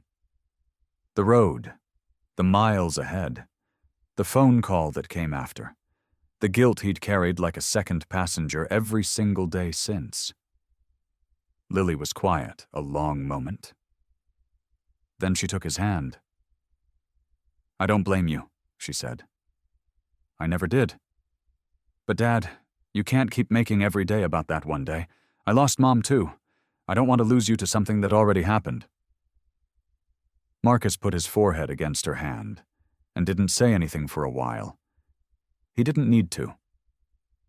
Friday came bright and clear, exactly the kind of morning nobody trusts. The rehabilitation center's course was aligned 3 deep with townspeople. 58 riders stood in formation, engines silent, waiting. Lily wore Rosa's altered jacket, the silver lily stitched bright across the back. She passed the braking test clean, the turning test clean, the incline test, engine straining but steady, clean. The emergency stop dropped her from full speed to nothing in a distance that made the inspector nod and write something on her clipboard. Eli, standing at the rail, had never felt lighter in his life. Final circuit, the inspector called. Sustained load, full lap. Lily grinned at her father, and Marcus swung onto his cruiser beside her. They pulled away together, side by side, exactly as Lily had dreamed it a lifetime ago. Halfway around the course, a sharp, metallic crack cut through the crowd's cheering. The bike lurched, tilted hard to the right. Someone screamed. Marcus was already twisting his throttle, but before he could reach her, Eli's system answered first. The motor cut dead. Secondary arms dropped from beneath the frame and caught the bike's weight, holding it upright as it rolled to a slow, grinding stop. Lily sat frozen but unhurt, hands still gripping the bars. The crowd's cheers had turned to silence, then to murmurs, then to the click and flash of cameras aimed at the cracked bracket glinting under the sun. The inspector was already walking toward it, clipboard forgotten at her side. By evening, the certification was suspended. The insurer's provisional letter arrived rescinded.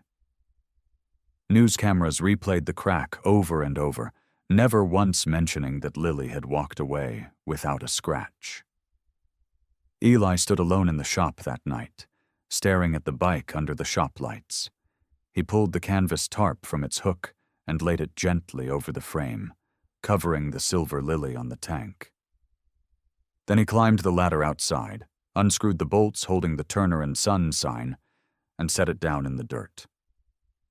I'm selling the shop, he told the empty garage, before my mistakes hurt somebody I love. Saturday morning came before the sun did. Eli unlocked the shop with hands that felt like they belonged to someone else. The bell over the door rang too loud in the empty dark, and for a second he just stood there, letting the silence press against his ears. He didn't turn on the big lights, just the one bulb over the workbench, the same one his father used to work under when Eli was small enough to sit on a stool and watch. He found a cardboard box behind the parts counter and started with the wrenches, laying them in one by one, careful, like they might break too if he wasn't gentle enough. He was working on the second box when the bell rang again. June stood in the doorway with a folder pressed to her chest, and her coat still buttoned to the throat. "You're here early," Eli said, not looking up. "So are you." She set the folder on the counter and opened it anyway. "I ran the numbers last night. Even after the sponsors pulled out, we're solid, Eli. The prepaid work from the chapter alone covers us through spring. We're not just surviving. We're doing better than your dad ever did." "Doesn't matter." He wrapped a socket set in a rag and set it in the box. "Doesn't matter?" June's voice cracked up half an octave. "You spent 6 months trying to save this place." "I was trying to save it for people who trusted me." Eli finally looked at her. His eyes were red-rimmed, but dry. "A kid could have been killed on something I built, June. Money doesn't fix that. Money's not the problem." Rosa came in without knocking, the way she always did, carrying nothing this time. No coffee, no plate of eggs. She stopped just inside the door and looked at the boxes lined up on the floor like little cardboard coffins. "So this is it," she said. "You're just going to fold up and disappear." "I'm going to refund the customers, sell the building, and take the job Crane offered me last week." Eli said it fast, like ripping off a bandage. "Somebody else can make the decisions that get people hurt." "Somebody else?" Rosa crossed her arms. "You mean somebody who won't care as much as you do? That's supposed to make you feel better?" "It's supposed to make sure nobody else gets hurt because of me." "Eli Turner." Rosa's voice went sharp, the kind of sharp she never used, not even on rowdy truckers who skipped their tab. "You are punishing yourself and calling it responsibility. Your grief has got you so twisted up you can't tell the difference anymore." She didn't move to help him pack a single box. She just stood there, arms folded, refusing. Eli didn't answer. He turned instead toward the wall by the office door, where the framed photograph hung crooked, the one of him and his father standing beside the unfinished restoration bike, both of them squinting into the sun. He lifted it off its nail with both hands. The bell rang a third time.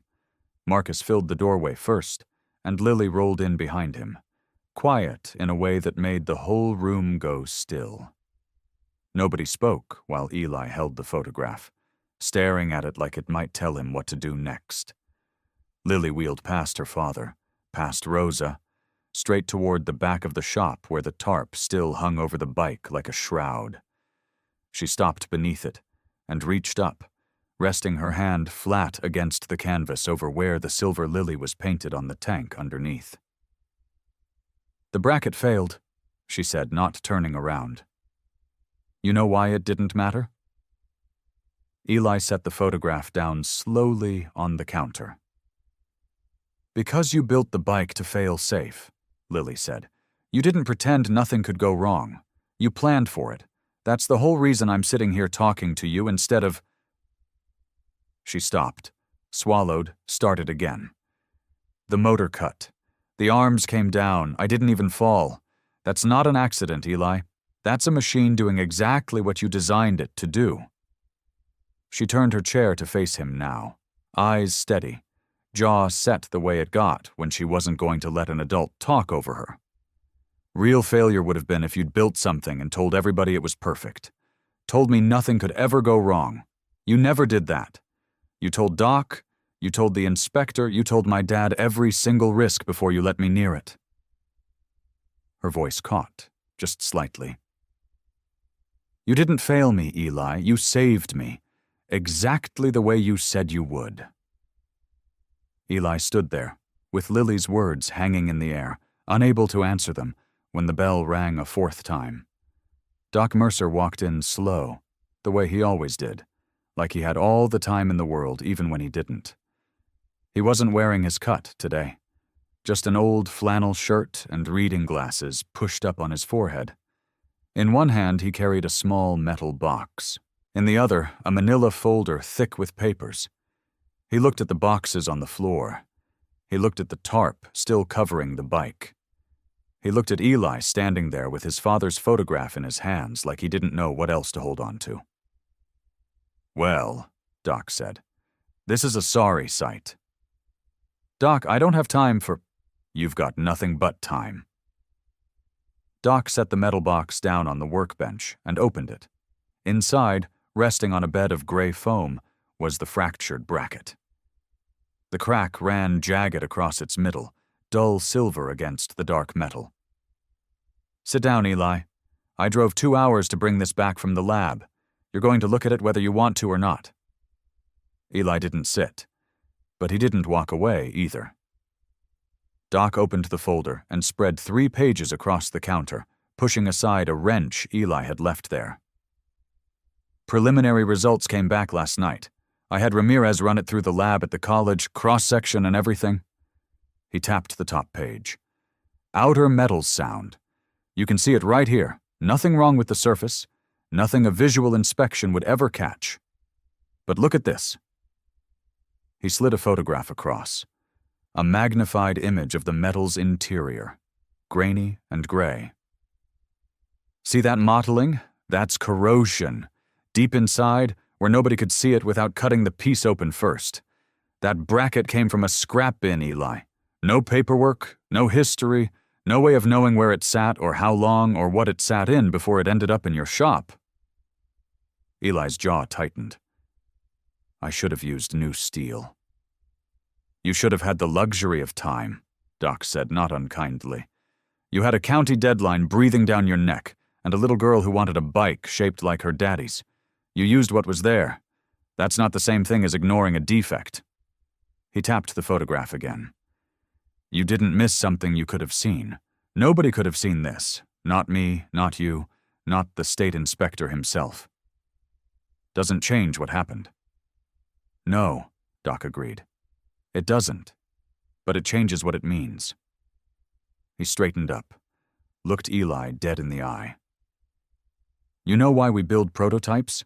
Why we test the same part 50 different ways before we ever put a person's life on top of it? Because things break, son. Every single design that's ever saved a life broke something first, somewhere, in some version nobody ever saw. That's not failure. That's the whole point of testing. You find the weakness before it finds somebody you love. Lily was watching from her chair. Quiet now, hands folded in her lap. And that stabilization system, Doc went on, the one you built in case something like this happened? It worked exactly the way you designed it. Motor cut, arms deployed, bike came down soft as a sigh. You didn't get lucky, Eli. You got proven right. That bracket failing is the worst thing that happened yesterday, but the fact that Lily walked away without a scratch, that's the best thing that's happened in this whole project. You built for the day something went wrong. It went wrong. And nobody got hurt. Rosa had gone quiet by the door, arms still crossed, but her eyes were wet now. Eli looked at the photograph again, at the corrosion hidden inside metal that looked perfectly fine on the outside. He thought about how many nights he'd spent building that bike in the dark, using whatever he could find, racing a clock nobody else could see. I don't know if I can start it back up, he said quietly. Not yet. I'm not asking you to start the project back up, Doc said. He reached into the metal box and lifted the bracket out, setting it down on the workbench between them, right next to the wrenches Eli had been packing away. I'm asking you to look at this thing honestly instead of running from it. We can learn from this, out loud, where everybody can see it. Or we let fear win and throw away everything Lily's ride already taught this whole town. He nodded toward the tarp. Your choice, Eli, but choose it awake, not packed in a box. Doc's words still hung in the air when the door opened again, and Marcus stepped inside. He hadn't been there 5 minutes before, but he must have been sitting in his truck outside, giving Doc room to say his piece first. That was Marcus's way. He never crowded a moment that wasn't his to fill. He walked over to where Eli stood, with the fractured bracket still sitting on the workbench between him and Doc. Marcus looked at it for a long moment, the way a man looks at something that nearly took someone he loved. Lily told me what she said to you, Marcus said, about wanting a mechanic who cared, not one who was perfect. Eli didn't answer. He just kept looking at the corrosion in that magnified photograph, like if he stared long enough it might explain itself in a way that made the guilt smaller. I want to tell you something, Marcus said, and I need you to actually hear it, not just let it pass through you like everything else has this week. He waited until Eli looked up. Being part of a family doesn't mean you never fail. My daddy used to say that to me, and I didn't understand it until Rebecca died, and I thought I had failed so bad there wasn't any coming back from it. But being family means when you fail, you don't have to stand in the wreckage by yourself. Somebody's supposed to stand in it with you. I built the thing that almost hurt her, Marcus. You built the thing that saved her, Marcus said. Doc already told you that. I'm not here to repeat him. I'm here to tell you that you don't get to decide you're standing in this alone. That decision isn't yours to make anymore. Not since 58 of us showed up here the first time. As if his words had summoned it, a sound started building outside. Faint at first, just a low hum on the wind, easy to mistake for distant traffic. But it grew, layer by layer, engine after engine, until the whole street seemed to vibrate with it. Eli stepped toward the window. They were coming back. Not in the same thundering formation as before. No dramatic procession this time. Just riders trickling in from every direction, parking wherever there was room, some in 2s and 3s, others alone. They carried things, steel beams wrapped in canvas, toolboxes, coolers, a folding table.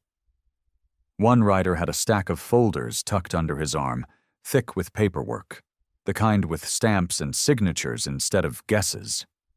Nobody made a speech. Nobody knocked. They just came in and got to work. 2 men Eli didn't recognize lifted the Turner & Son sign off the ground where it had been leaning since Eli took it down, and reattached it to its hooks above the garage door, quiet and businesslike, like they were fixing a fence post. Someone else swept the test area, clearing away the scattered bolts and shavings from the failed demonstration. A woman in a leather vest set up a folding table and started laying out sandwiches and thermoses of coffee without a word. June came through the crowd with her clipboard hugged to her chest, weaving between riders until she reached Eli. Her eyes were bright, like she'd been crying earlier and had only just stopped. "Not one," she said. Eli blinked. "Not one what?" "Not one refund request. 58 work orders, 58 prepayments, and not a single person has asked for their money back." She shook her head like she still couldn't quite believe it herself. "They still want their bikes serviced here, Eli. They still want this to be their garage." Eli looked out at the yard, at Doc rechecking his folder of test results, at Rosa pouring coffee into paper cups, at Marcus standing beside him with his arms crossed and his eyes steady. Evening came slow, the sun dropping gold and orange behind the shop roof, throwing long shadows across the yard where Lily's bike still sat beneath its canvas cover.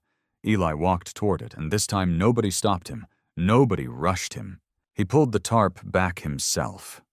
Slow, until the little black cruiser sat exposed again in the fading light, the silver lily still painted bright on its tank. The cracked bracket gone from beneath the seat, replaced now with nothing at all. Waiting. "I'll rebuild it," Eli said, his voice rough. "But only if we document everything, every weakness, every mistake, every test result, good or bad. No hiding anything this time." Lily rolled up beside him and placed her hand over his on the seat. "I never wanted a perfect mechanic," she said. "I just wanted one who'd keep caring enough to make it safer." Sunday morning came in cool and gray, the kind of light that made everything in the yard look honest. By 8 o'clock, the rebuild team was already spread across the garage floor, going through every part of Lily's bike piece by piece.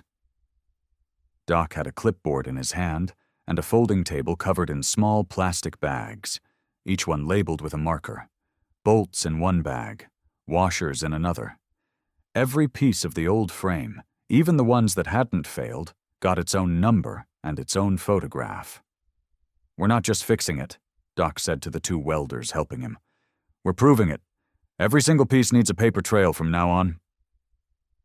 Eli stood near the workbench, sleeves rolled up, sorting through a crate of donated steel tubing that Marcus's chapter had brought the night before. He hadn't slept much, but for the first time in days, the tiredness in his body didn't feel like defeat. It felt like work. Honest work, the kind his father used to talk about, the kind that left your hands dirty and your conscience clean. That was when Victor's truck pulled up. Nobody expected him. Not on a Sunday, not alone, not without an appointment or a reason. The truck rolled to a stop across the street, and for a long moment, Victor just sat behind the wheel, looking at the garage like he was deciding whether or not to open the door. He finally did. He walked across the street slowly, hands in his jacket pockets, and stopped a few feet from the open garage door. Doc looked up first. Then Eli.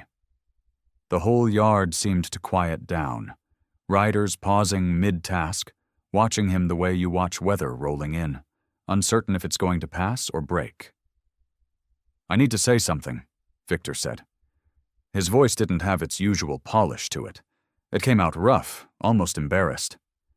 "And I'd rather say it once to your face than have you hear it secondhand." Eli set down the length of tubing he was holding. "All right."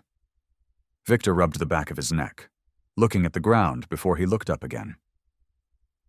"That bracket, the one that cracked. I think I know where the metal came from." The yard went very still. "About 8 months ago, we cleared out a scrap bin at my shop. Old stock, salvage pieces, stuff customers left behind that never got picked up. I sold the whole lot to a recycler for pennies on the pound, and I didn't think twice about it. Didn't mark which pieces had been exposed to moisture, didn't keep records on what had corrosion damage already working through it. Just scrap, as far as I was concerned." He shook his head. "That's on me. I don't know for certain that piece came from my shop, but the timing, the type of metal, the way Doc described the internal pitting, it lines up too well for me to pretend it doesn't." Doc's jaw tightened, but he didn't say anything yet. He was listening. "I didn't do it on purpose," Victor said quickly, like he needed that understood before anything else. "I'm not saying I sabotaged anything. I'm saying I was careless, and carelessness doesn't need intention to hurt somebody." He looked at Eli now, straight on. "And the complaint I filed, the safety report. I told myself it was about protecting that little girl. But if I'm honest, some of it was about you. About watching this town line up outside your door with a kind of loyalty I've spent 20 years, and I don't know how much money trying to buy, and never getting close." He exhaled hard. "That's an ugly thing to admit, but you deserve the truth more than I deserve to feel comfortable." Eli didn't say anything right away. He looked at Victor for a long moment, at the tired lines around his eyes, at hands that looked like they hadn't held a wrench in a while. "I'm not interested in humiliating you, Victor," Eli finally said. "That doesn't fix a cracked bracket, and it doesn't stop the next one from cracking somewhere else." He nodded toward Doc's table of labeled parts. "We're building something in here that goes past me and past you. A way of tracing every piece of metal that goes into one of these bikes, so nobody's guessing anymore. You've got equipment I don't. Scanners, certified stock, records going back years." Victor's eyes lifted, surprised. "Help us build it right," Eli said. "Both garages. And tell people what you told me, out loud, where they can hear it. Not to punish yourself, so nobody can ever say we hid the truth." Victor nodded slowly, something loosening in his shoulders that had been tight for a long time. "I can do that," he said. "I can do all of that. Monday morning, Turner and Son opened its doors like it meant it. The closed sign got flipped for good this time. June arrived early with a stack of fresh work orders and a coffee for Eli that he actually remembered to drink while it was hot. Rosa brought over a tray of breakfast sandwiches without being asked, setting them on the workbench between a torque wrench and a stack of certification papers like it was the most normal thing in the world. Victor showed up at 9 sharp, driving a small trailer behind his truck. Inside sat a portable metal scanner, the kind his shop used to grade incoming scrap and salvage parts before selling them. He backed it into the yard himself. No fanfare, no announcement. He just got to work. "This checks for stress fractures you can't see with your eyes," he explained to Eli, running the scanner slowly along a length of new steel tubing. The machine beeped softly, a green light blinking across its screen. "Every piece we use gets run through this before it touches your torch. No exceptions." Doc stood beside him, clipboard in hand, cross-checking each reading against a chart of numbers he'd spent half the night calculating. "Load tolerance for the rear support has to double what we used before," he said. "Corrosion doesn't care about margins. We build past what we think we'll ever need." Eli nodded, already sketching the new bracket design on a scrap of paper. Wider, thicker, reinforced at the weld points where the old one had failed. He worked at the bench most of the morning, cutting, measuring twice, cutting again. By early afternoon, he had shaped a frame that Doc inspected twice, then a third time, before finally setting down his clipboard and saying the 2 words Eli had been waiting to hear. "That'll hold." Lily spent Monday and Tuesday testing the palm controls, gripping the redesigned throttle with her fingers curled loosely instead of squeezed tight. "Better," she said, flexing her hand afterward. "My fingers don't cramp up as fast now." Eli adjusted the tension twice more before she gave a satisfied nod. Marcus practiced something harder. Standing beside the test track behind the shop, he kept his hand near the remote brake, thumb hovering close, old habit refusing to let go easily. Doc watched him for a while, then walked over. "You're gonna have to let that thing sit in your pocket eventually," Doc said, not unkindly. "I know," Marcus admitted. "Doesn't make it easy." By Tuesday afternoon, he'd managed it. He stood with his arms crossed, remote clipped to his belt, untouched, while Lily ran a full circuit of turns and stops on her own. His jaw was tight the whole time, but his hand stayed still. It was Tuesday evening, with the sun dropping low and gold across the yard, that Lily brought it up.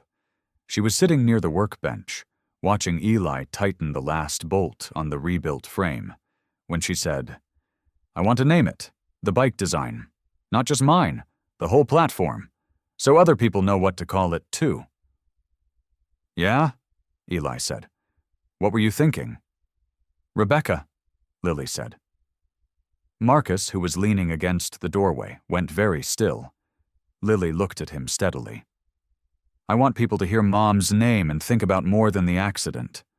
I want them to think about this too, about people getting free again." She swallowed. "She doesn't have to just be the worst day. She can be part of this too." Marcus didn't answer right away. He looked at the ground, then at the bike, then at his daughter. When he finally spoke, his voice was rough. "Your mother would have loved this," he said. "All of it. She used to say you had more nerve than anybody she'd ever met, even when you were tiny." He wiped at his eyes with the back of his hand, not bothering to hide it. "Rebecca?" "Yeah. I think that's right." Eli found the small silver plate in a drawer that evening, the kind used for engraving nameplates on custom builds. He etched the words carefully, steady-handed despite 2 days with barely any sleep, and mounted it beneath the handlebars where anyone leaning close enough would see it. Rebecca won. Marcus and Lily stood together in front of the finished bike as the shop lights buzzed on around them, the black paint gleaming under the bulbs, the silver lily on the tank catching the light. "She would have admired you," Marcus said quietly, looking at his daughter. "Not just for the riding, for all of it. The courage part most of all." Lily leaned her head against his arm, and neither of them said anything else for a while. Wednesday morning came gray and cool, the kind of light that made everything look serious. Eli loaded Rebecca 1 into the back of Marcus's truck with careful hands, checking the straps twice, even though Doc had already checked them once. The rehabilitation center's testing room smelled like rubber mats and disinfectant. A hydraulic lift stood in one corner, and a long metal track ran the length of the floor, marked with tape at intervals Doc had measured out the night before. No crowd, no riders lined up outside. Just Eli, Doc, Marcus, Lily, and a rehabilitation engineer named Priya, who had agreed to supervise the private trial. "Load test first," Doc said, clipboard already in hand.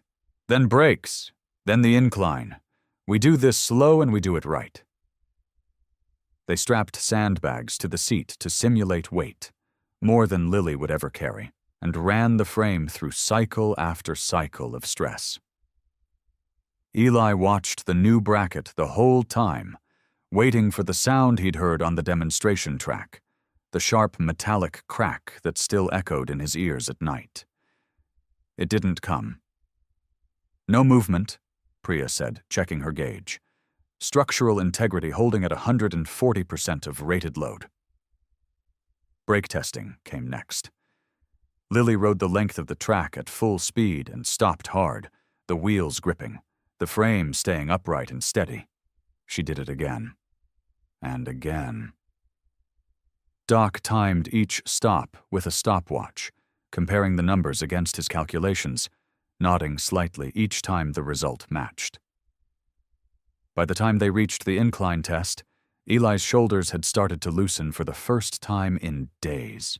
Lily rolled up the ramp, stopped, held, released, and rolled back down under full control. No shift, no give, no sound. "That's it," Doc finally said, setting down his clipboard. Every trial, no structural movement. Marcus let out a breath he seemed to have been holding since Monday. Thursday was paperwork. Eli spent most of it at June's desk, signing forms while she organized the stack of updated engineering records, material certifications, and test results into a binder Doc had insisted on numbering.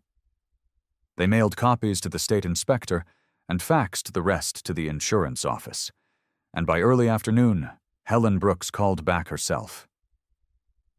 "You disclosed the failure instead of hiding it," she said, her voice careful but not unkind. "You brought us root cause analysis, corrected material sourcing, and independent test results within 4 days. That tells me more about your operation than a fracture ever could." She paused. "Saturday, public demonstration, same course." The insurer agreed an hour later, provisional coverage reinstated, contingent on Saturday's results. Eli hung up the phone and sat very still for a moment, staring at the wall where his father's photograph hung. Friday evening, Turner and Son filled with people the way it hadn't in years. Rosa had pushed the workbenches back to make room, and folding chairs stretched nearly to the open garage door. Riders stood along the walls. Neighbors sat shoulder to shoulder with strangers. Eli stood at the front, the cracked bracket resting on a black cloth on the table beside him, its fracture line visible under the shop lights. He didn't try to hide it or explain it away. "This is what broke," he said, holding it up. "I used a piece of scrap metal I didn't test properly. It looked fine on the outside. Underneath, it wasn't. That's on me." A man in the third row raised his hand. "How do we know it won't happen again?" "You don't, not for certain," Eli said honestly. But now every piece gets scanned before it's used. We test twice what the numbers say we need. And when something fails, we're not going to hide it in a drawer. We're going to learn from it. Victor stood from his seat near the back, and the room went quiet in a different way. The bracket came from scrap my garage sold months ago, he said. Poor record-keeping on my end, not malice, but it's still my responsibility. He looked around the room. Eli didn't cut corners. He asked hard questions and let people smarter than him check his work. That's not recklessness. That's the opposite of it. The questions kept coming for another hour, some gentle, some pointed, and Eli answered every one without flinching. When the last person finally left and Rosa had folded up the final chair, Eli found a small glass case in the back office, the kind used for displaying awards. He set the cracked bracket inside it and typed out a card on June's old typewriter, propping it against the glass. Honest failure becomes safer knowledge. He looked at it a long moment, then reached over and switched off the shop lights. Saturday morning arrived warm and bright, sunlight pouring across the rehabilitation center's parking lot like something had washed the sky clean overnight. Eli stood at the edge of the course, watching the crowd grow. It was bigger than last week, bigger than the first demonstration, too. Wheelchairs lined the front row, veterans in ball caps with unit pins on them, some missing a leg, some missing more. Families spread blankets on the grass beyond the fence. Town officials stood in a cluster near the judge's table, clipboards in hand. And along both sides of the course, 58 riders formed two long lines, engines silent, leather creaking as they stood at ease, waiting. Lily rolled up beside Eli in her wheelchair, and he almost didn't recognize her jacket at first. Rosa had done the stitching herself. Black leather soft with age, a silver lily embroidered across the back, so bright it looked like it might catch the sun and throw it back. "You look like you belong out there," Eli said. "I do belong out there," Lily said, grinning. Doc wheeled Rebecca 1 to the starting line, running his hand along the new frame one last time. Victor stood at the front table beside Eli, and when the state inspector nodded for them to begin, Victor stepped up to the microphone without being asked twice. 8 days ago, a bracket failed on this course, Victor said, his voice carrying across the crowd. It came from scrap metal my garage sold without proper testing records. That failure wasn't Eli's carelessness. It was mine, and I own that. He held up a small folder. Every piece on this bike now carries a traceable certificate, steel scanned, welds logged, load tested twice over what the state requires. Doc took the microphone next, reading off the numbers in his flat, steady voice. New frame, rated to 140% load, redundant braking, dual circuits, independent controllers, stabilization arms, deployment tested at 3 different speeds, traceable components, every one, documented in the binder now sitting open on the judge's table. The inspector nodded, made a note, and gave the signal. Lily transferred into the seat herself, buckled the restraint Eli had redesigned around her reach, and gripped the handlebars. The braking test came first, and she stopped clean at the marked line. No drift, no sound. The turning test, tight circles that would have tipped a lesser frame, held steady. The incline, up and down without a shift in the seat. The emergency stop, sudden and hard, the wheels gripping instantly. Then came the sustained load circuit, the long loop around the full course, the one that had cracked apart a week before. Marcus rolled his cruiser up beside her, engine rumbling low. Eli watched his hands. The remote brake sat clipped to his belt, thumb resting near it out of habit. But as Lily eased forward, Marcus's hand slid away from the clip entirely, resting instead on his handlebar grip, open and empty. They rode together, matched speed for speed, the black cruiser and the small bike with the silver lily on its tank moving side by side, like they'd always belonged that way. No cracking sound, No fracture. Just the smooth hum of 2 engines and the sound of the crowd holding its breath. They crossed the final line together. The inspector walked to the microphone, papers in hand. Rebecca 1 is certified for controlled road use, she announced. The adaptive platform is approved for further production, pending standard model reviews. The words hit the crowd like a wave breaking. Cheers rose up from the grass, from the wheelchairs, from the folding chairs near the fence. The 58 riders lifted their helmets in one motion, arms raised high, a corridor of leather and steel and sunlight. Lily rode through it, laughing, the silver lily on her jacket catching the light with every turn of her wheels. Then she pulled slightly ahead of Marcus, just enough to make him work for it. "Catch up, old man," she called back over her shoulder. Marcus laughed, and then the laugh broke into something else, tears running down into his beard as he pushed his cruiser forward to close the gap between them. He didn't wipe his face. He didn't try to hide it. He just rode, eyes on his daughter, tears falling freely in the wind. Eli stood at the finish line, watching them close the distance, and understood, finally, that the miracle hadn't survived because nothing went wrong. It had survived because when something did, everyone chose the truth instead of hiding from it.